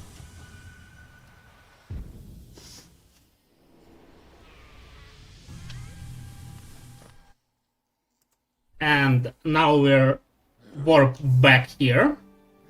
Actually, let me Let me change it back to Shaman Stone, now that I don't really need to work with Grim Child.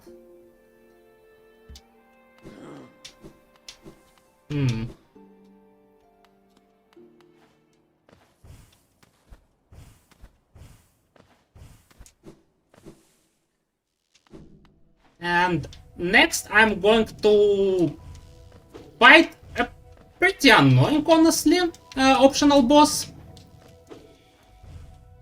You'll see what I mean in a minute.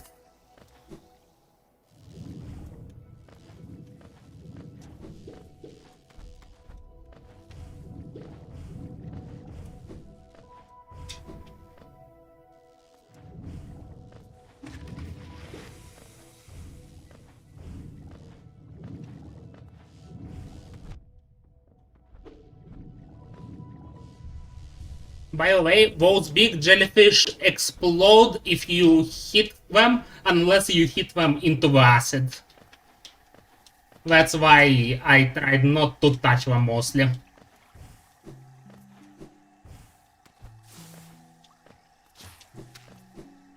Right, I'm supposed to go here, yeah.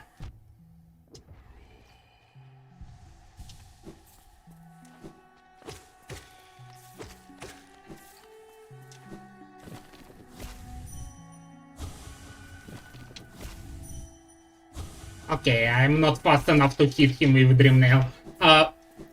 One of properties of Dream Nail, if you manage to hit enemy with it, it gives extra soul, which, as I mentioned, a mana in this game. So, this boss exists in a dark room, spawns a lot of projectiles, and teleports. Constantly.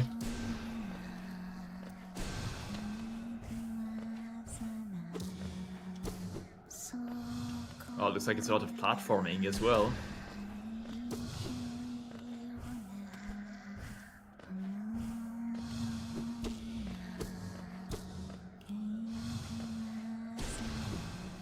Oh, double hit, that's very nice.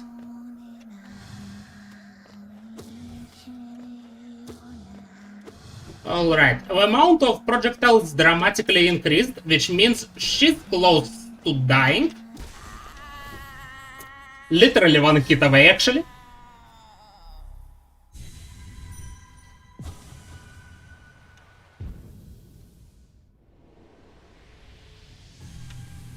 And there are two reasons why I got here.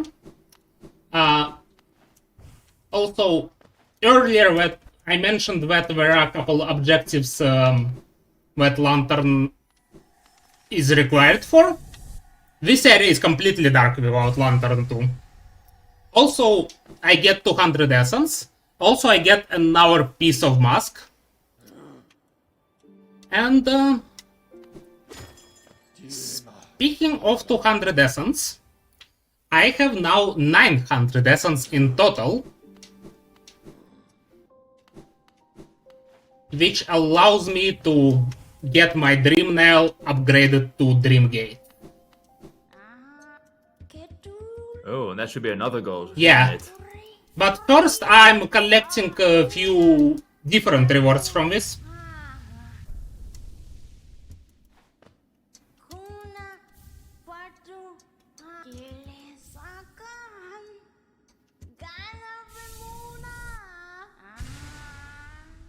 That's a vessel fragment.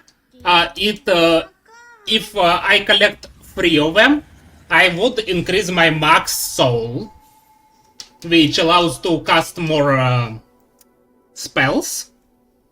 But it's slow to go for them. I don't have this in my goals, so that's not something I'm going to do.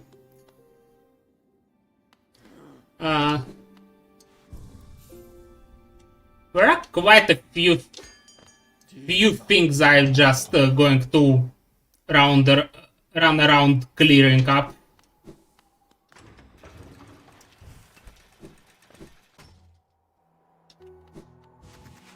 Like few objectives that are not particularly difficult, but I need to get out a little bit out of the way for. By the way, after we've beaten Broken Vessel and acquired Double Jump, this area is infected. And what it means, enemies dramatically improved. We're a lot more dangerous now. And it's surrounded by those orange bubbles of infection.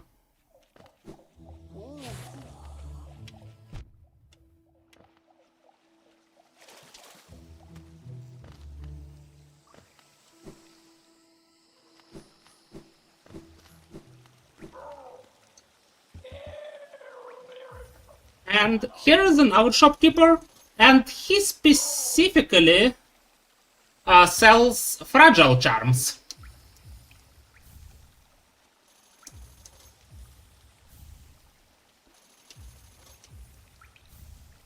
Here they are, another goal marked.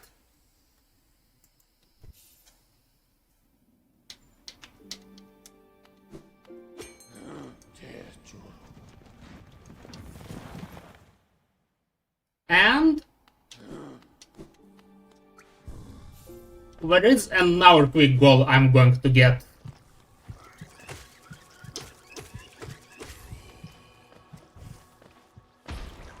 Pretty soon.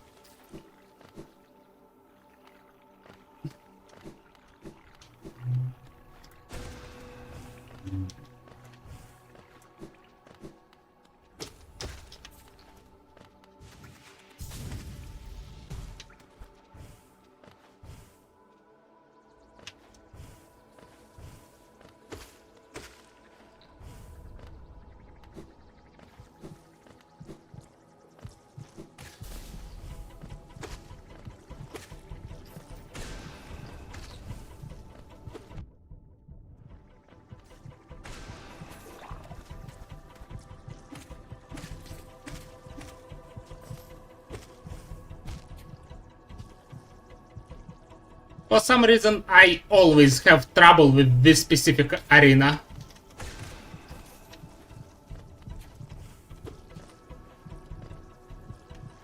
So I'm taking it extra slow.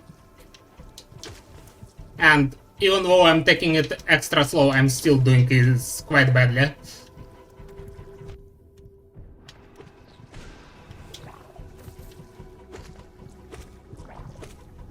Thankfully, this is the last enemy.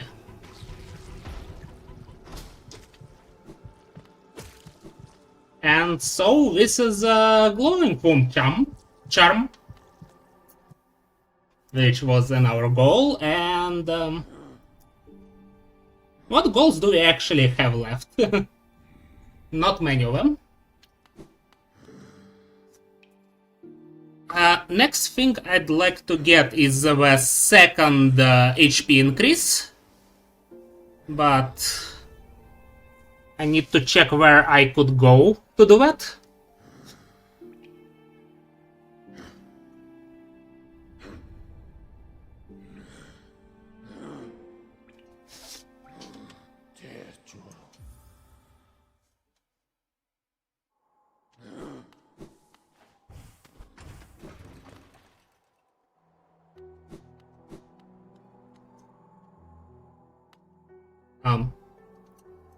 So I can buy 2 mask shards from him, and it would be theoretically be faster than what I'm about to do, but I'm kinda concerned with the amount of money I have left.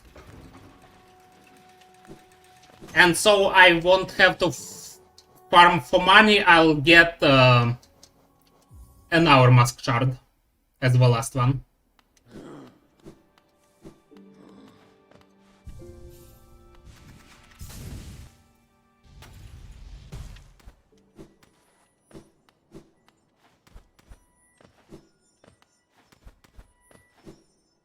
Just a small platforming challenge here.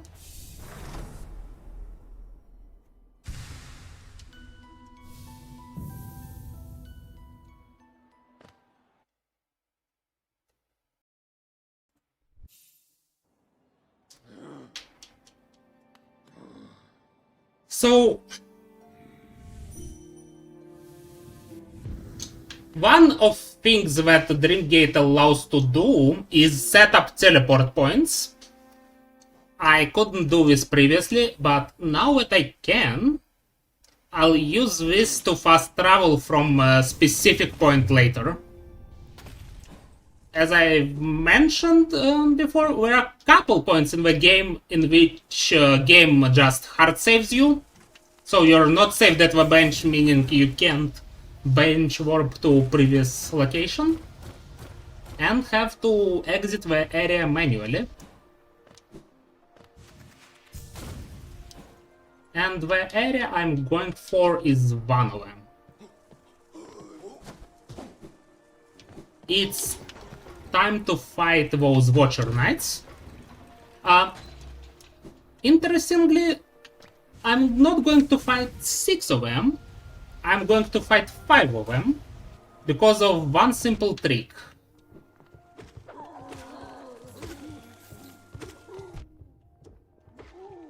First, let me get some soul to heal.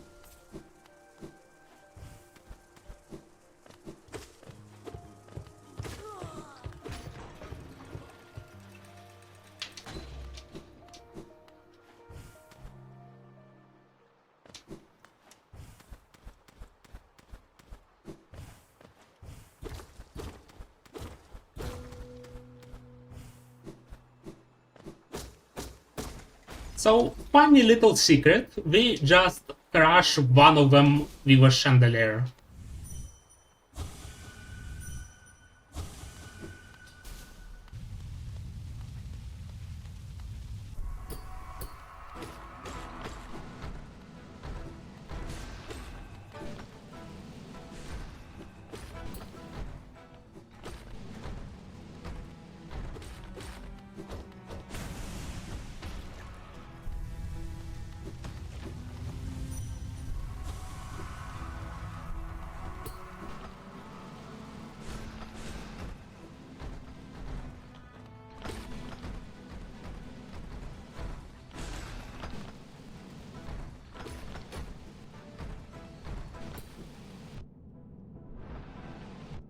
Oh, I thought he was going to cancel his roll.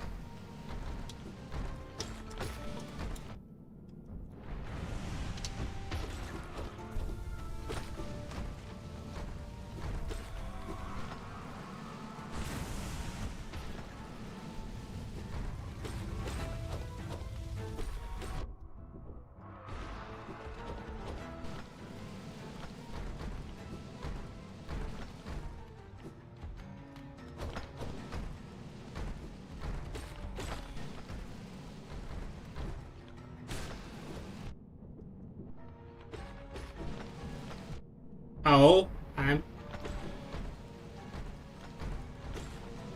Oh, that was unfortunate. And I haven't used any benches in a while. Oh. That's actually a time loss. Yeah. How much of a loss do you think it is? I think around 5 minutes. Like, I can get there quickly enough.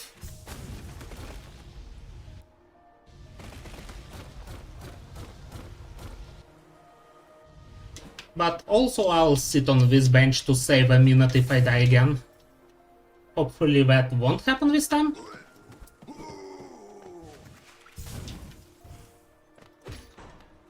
Also, I'll need to wait for this elevator again.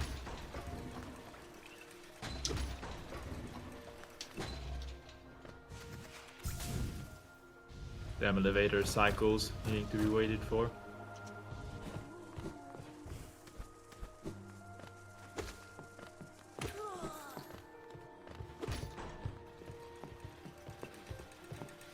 Speaking of elevator cycles, here's another one.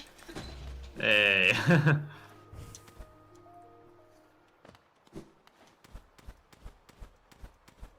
So I got back rather quickly, but still lost a Then bit you of also have to time. deal with the shadow as well. Yeah. There we go.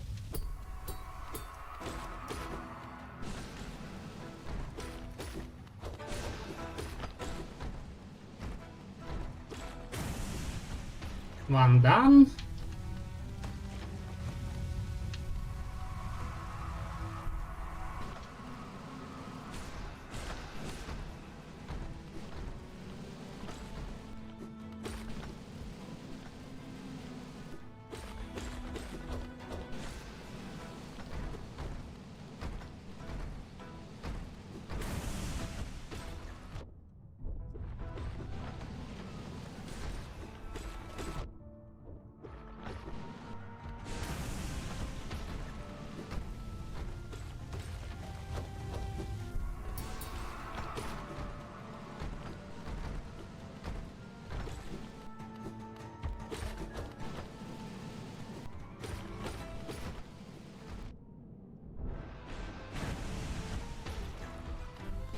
Alright, I think we only have this one left.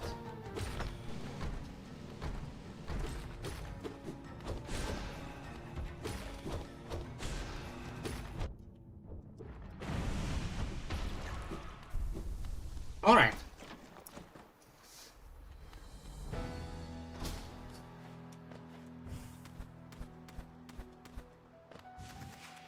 I'm sure someone is crazy enough to make a mod for this game in which you fight all 6.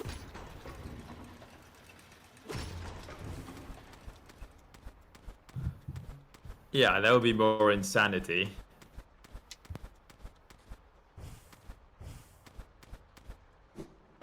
Because I definitely saw mods that allow to fight 2 endgame bosses at the same time. Also, that was Lurian.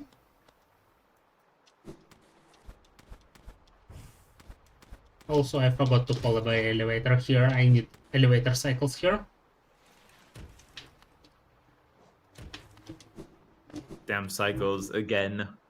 Also, I didn't need elevator cycles because I could just teleport with Dreamgate. I mentioned it before and I completely forgot because it haven't came up in my practice at all. It's just very rare objective for me. Okay. So, what's next? Next is pretty much Deep Nest. All objectives are... Oh, wait, there is one Queen's Gardens objective. I'll go do Queen's Gardens first then, so I can finish with Deep Nest.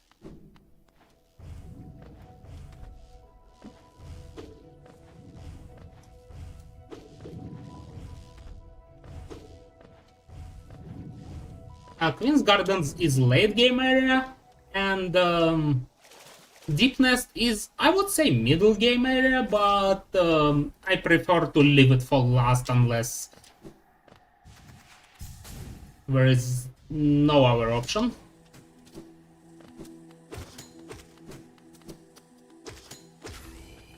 Unless I specifically need to do it earlier for some reason. Oops.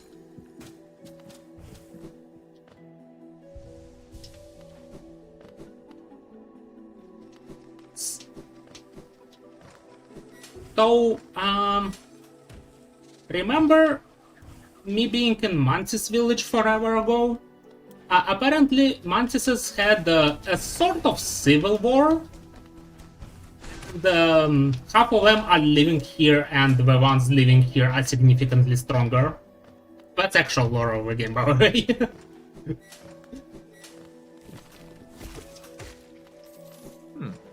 So now what caused this rift between the mantises? Because, as I remembered,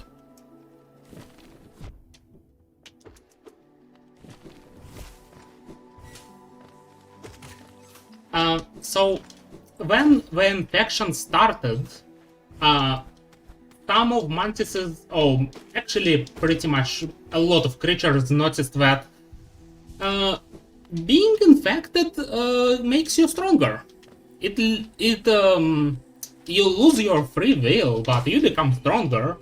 And for some reason, some bugs chose that willingly. Huh. Interesting. Actually,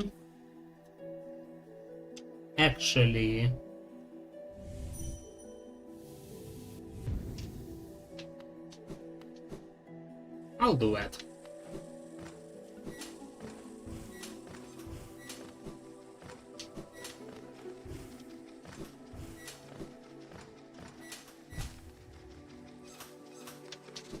Okay, this is very awkward.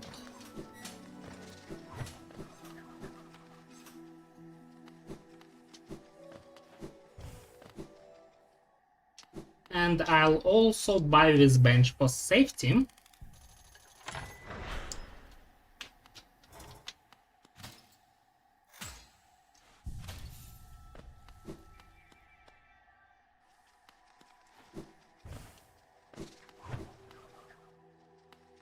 Because it comes here before a pretty difficult arena.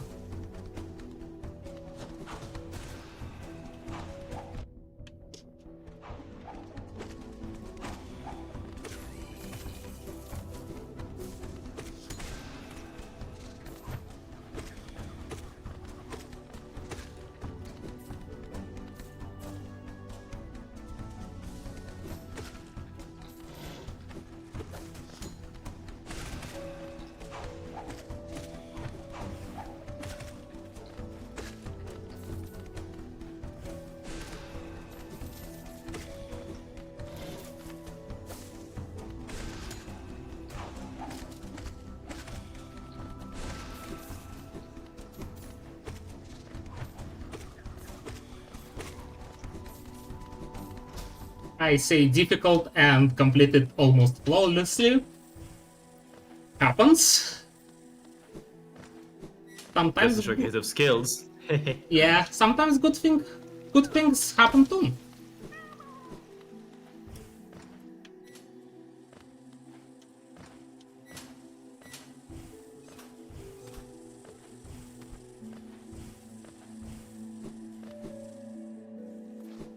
And now it's time for frogs, the most RNG heavy enemy in the entire game. How so? Can you predict where they jump next? I can't. Oh no.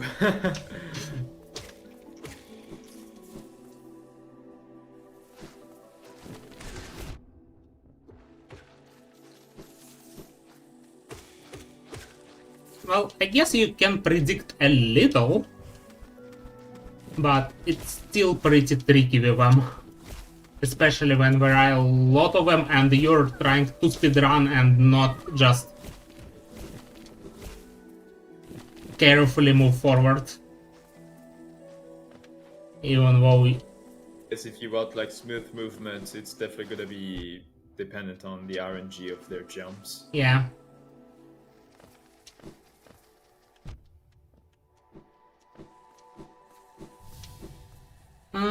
Actually, do I fight this boss? It will give me 150 essence. How many essence do I have currently? I'm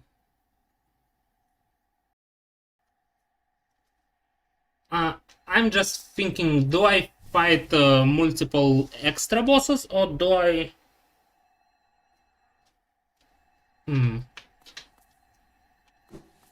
I'll grab the bench at least first.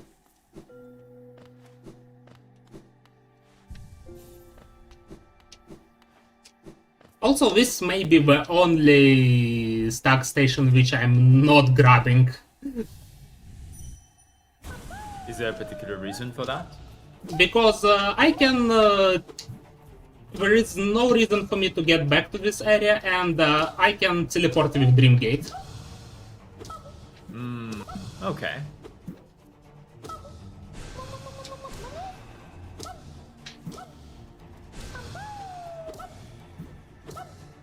Sometimes I just don't have enough patience for this boss because...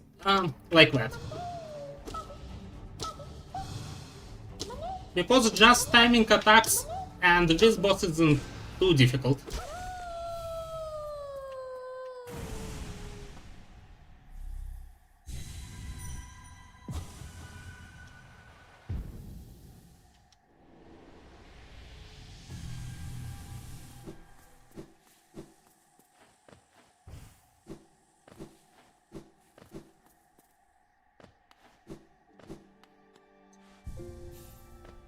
Alright, I have one more grab to get in this area.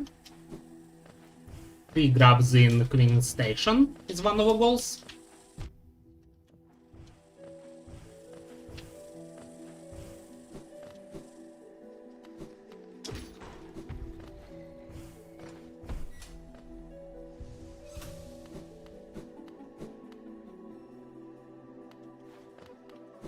I forgot this screen is here.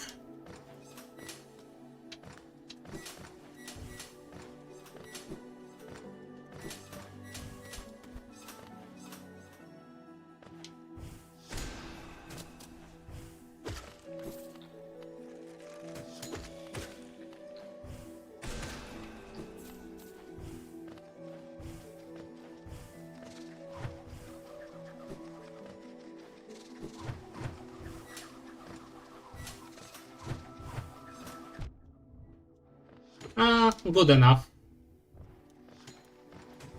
That's a pretty awkward screen for me, so I'll take doing it with just 2 damage.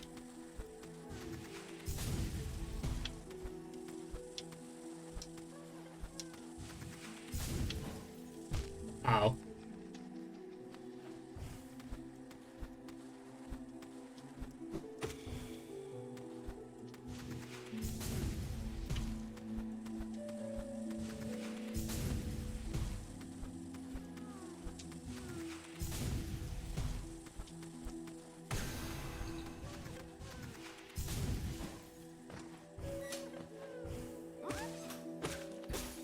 And that's 3 grabs in Queen's Gardens.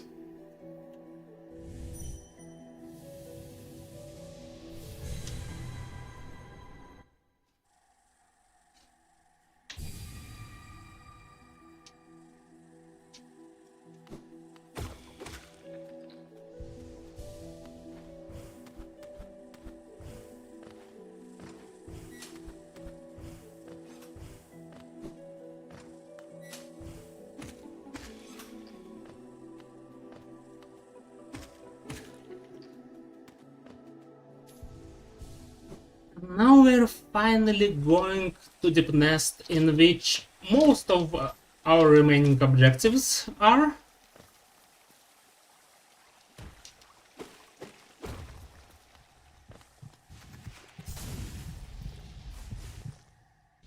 But first there is still another thing I need to pick up, and that's I have Thorns of Agony, I have Boulder Shell, but I don't have Spore Shroom yet. And we're about to fix this. So, only 4 objectives remaining. Just going there and getting them quickly, boom, boom, boom. Yeah. And now time for horror area. Dark, spooky, has weird monsters. So, you can see that I'm missing some of grab jars. That's because those are not real grabs, except for one that I freed. Those are mimics. And the funny thing that devs made is that mimics are first, second, and last grab. So, average player comes in not expecting a mimic. They get the mimic in the first jar. Then, they don't expect a second mimic, so they get mimic in the second jar. Then they see third and fourth jar, and they expect the mimic in third jar and open fourth jar. and there is a mimic in 4 jar, so that's a really smart Oh. psychological thing, but joke by devs. Yeah, it sounds like they've been really smart in how to implement those mimics. Is that a common occurrence to find them in the game? Mimic grabs appear. I can't say for certain how many there are, but pretty much like half of them are here.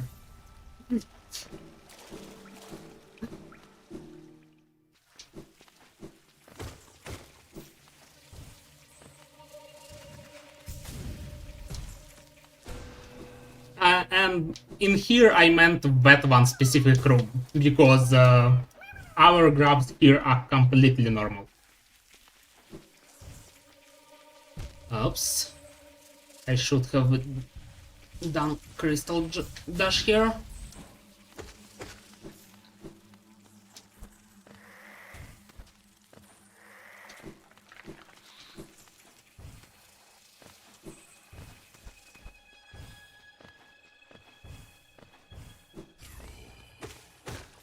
Oh, apparently some enemy just died to a hazard because I've got Marco for killing them. Interesting. Alright, third grab out of 5.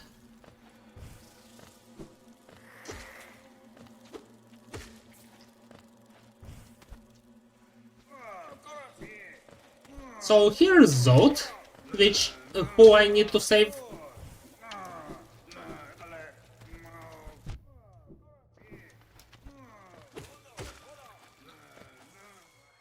But to save him, I need to go around, because there were walls. And this is the creepiest arena, because it's full of weird mimic bugs. Staying in the corner like this is not the fastest way to deal with them, but it's pretty much the safest, because this happens when.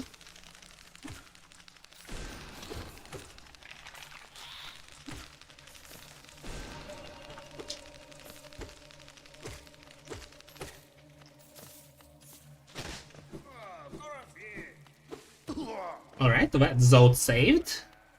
Or rescued.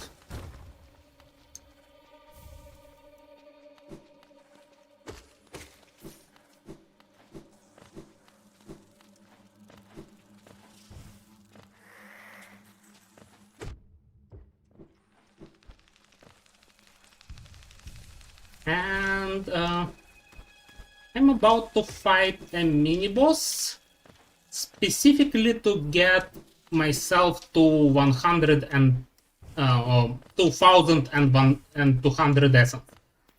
To 1,200 essence, okay, that's easier to say. The idea behind this is that I need to, as I mentioned, arcane eggs are mostly scattered in the abyss. There is one single exception, and that the egg I get rewarded for bringing Seer 1200 essence. And I think at this point it's faster to do that than to gain access to the abyss. So, unfortunately, we'll have to skip this. Very cinematic, cool area, but instead we get to fight this dude.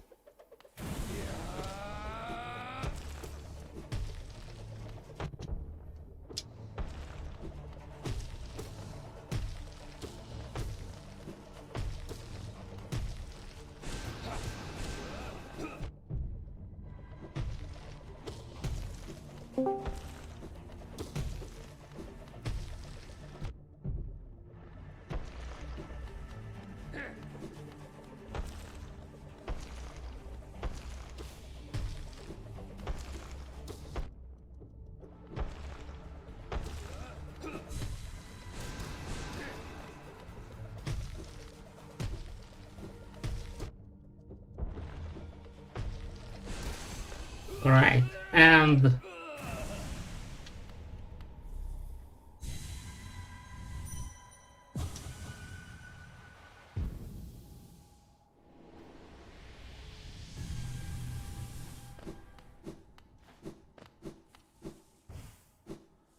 now we're literally on the final stretch because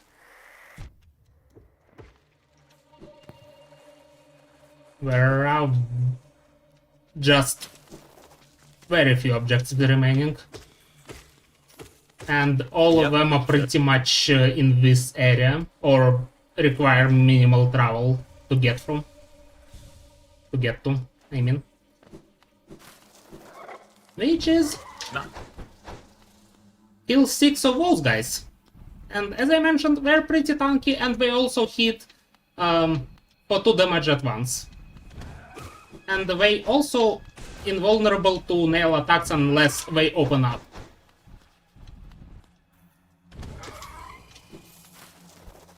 So that's one of them.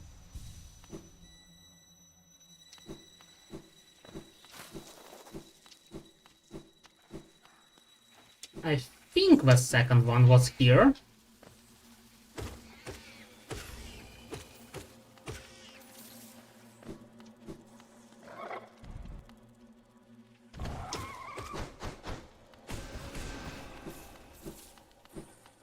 Right, that's 2. Okay.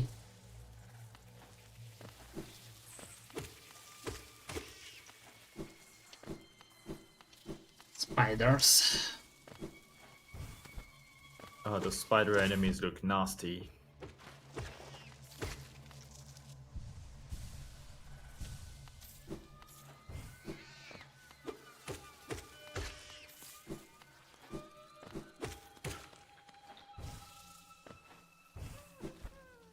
Small skip here, just to get to this guy.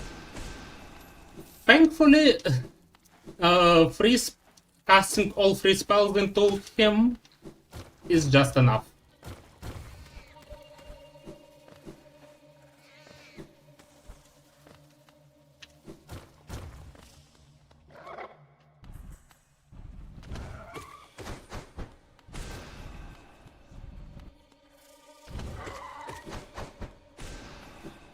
That's 4.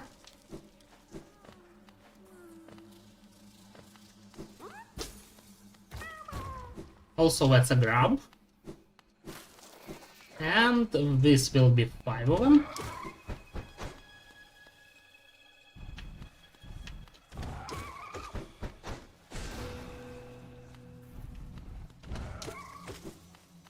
Yeah, 5.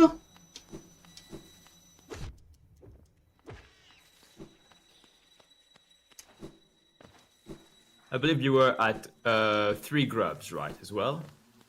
Out of 5? Let me check. At 4 grabs out of 5. Well, 4, so you're even closer. So... was your David is talking beef out? Yeah.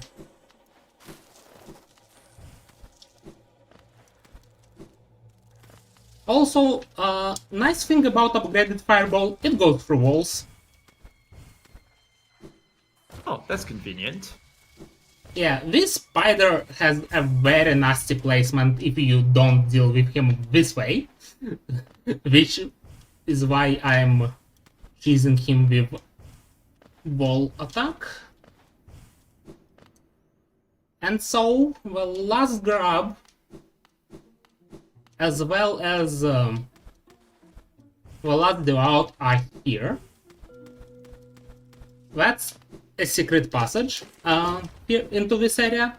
Normally you get into this area by sitting on this bench downstairs with all those guys around, and it ends up being a trap, and you're getting abducted and thrown into another end of this maze like area.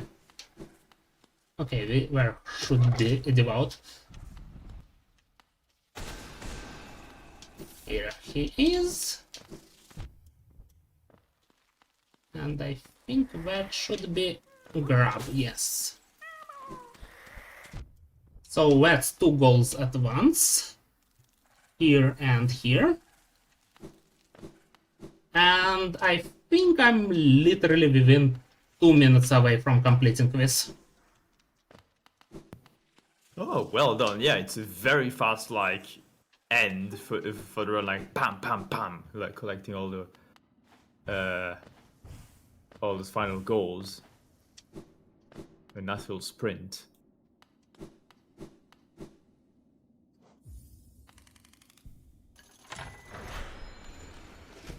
And as I mentioned, I just need to collect the reward from Seer, who's in Racing Grounds.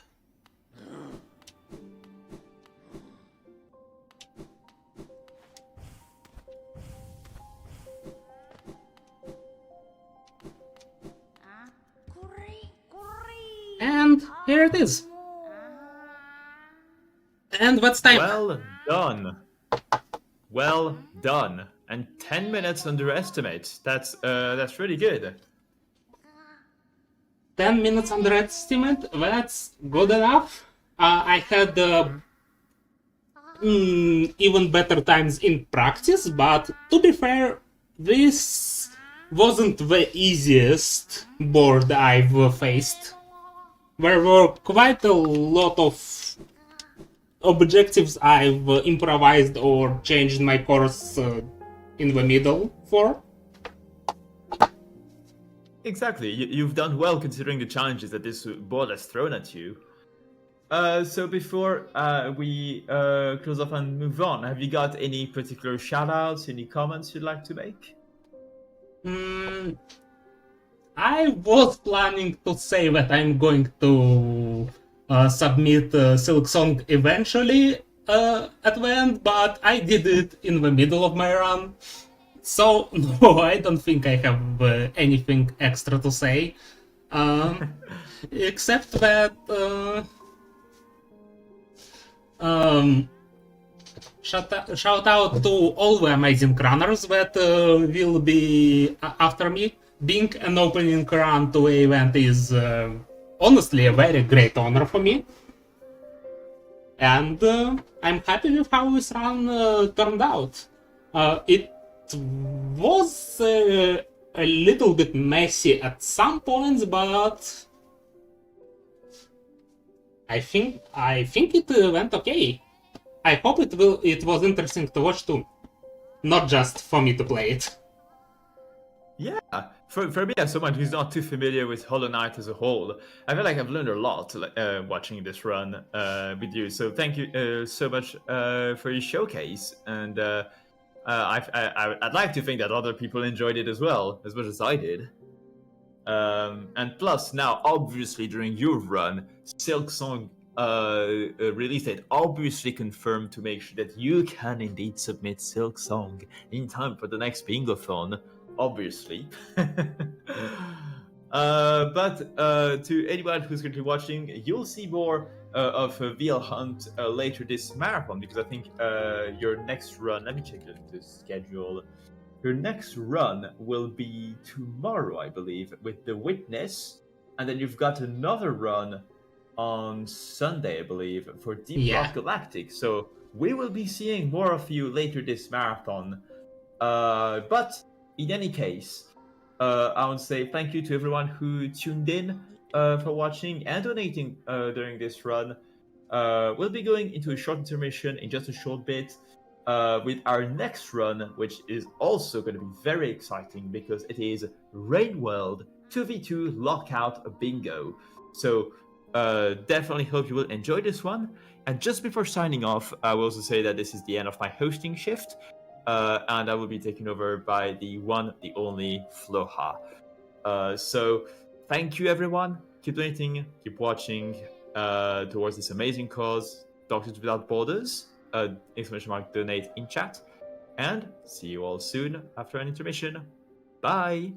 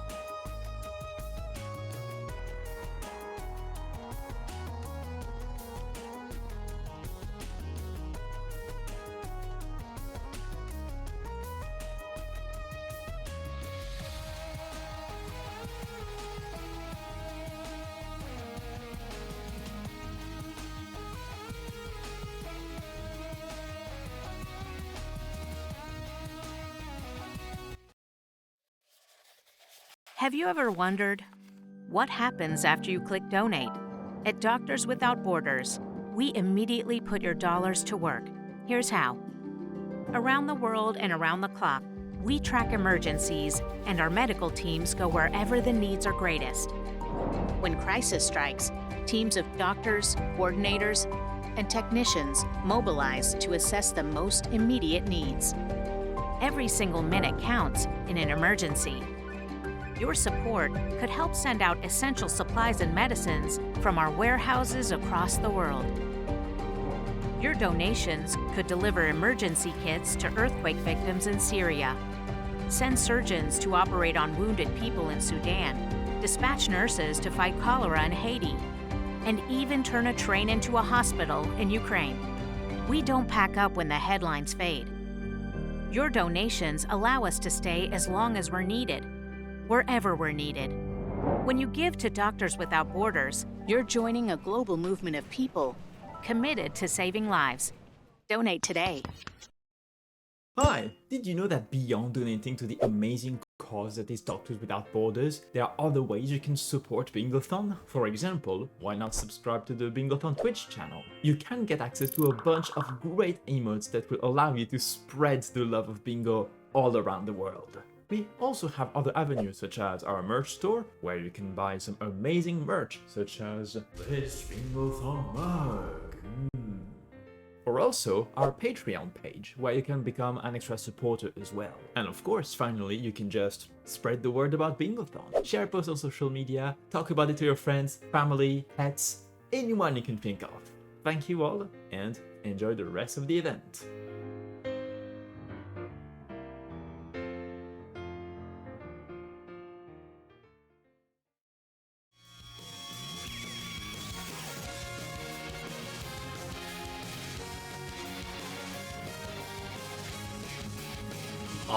Alright, hello everyone, how are you all doing?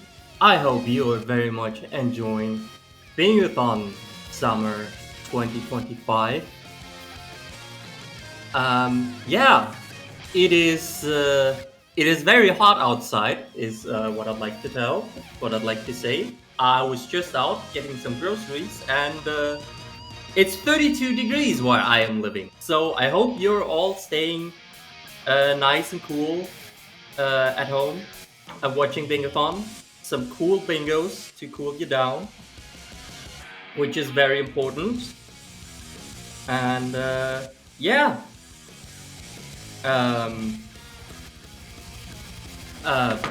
What can I say? I can say that we have an amazing run coming up. We have Rain World, a 2v2 lockout bingo. Always very interesting to see some high intensity lockout. I myself have never played or seen Rain World, so I can't really say much about that, but well, I have seen a little bit because I made the schedule and all, but yeah, this is gonna be very interesting.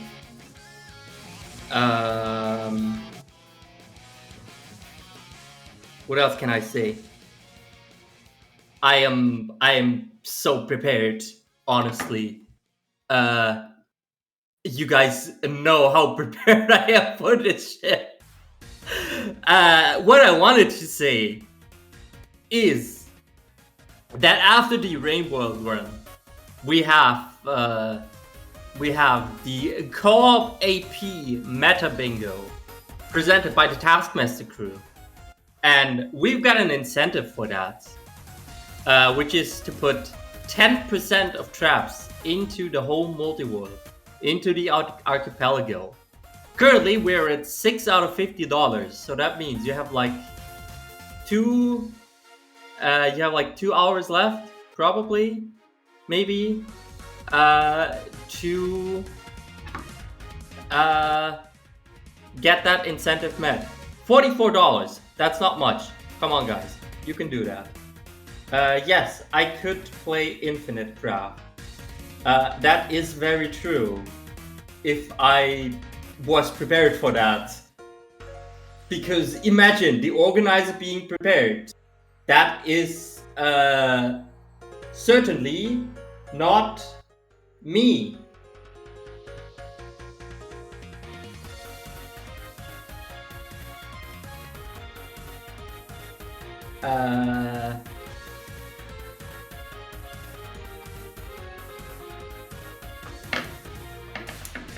Yeah, I am so prepared that I don't even know where to look.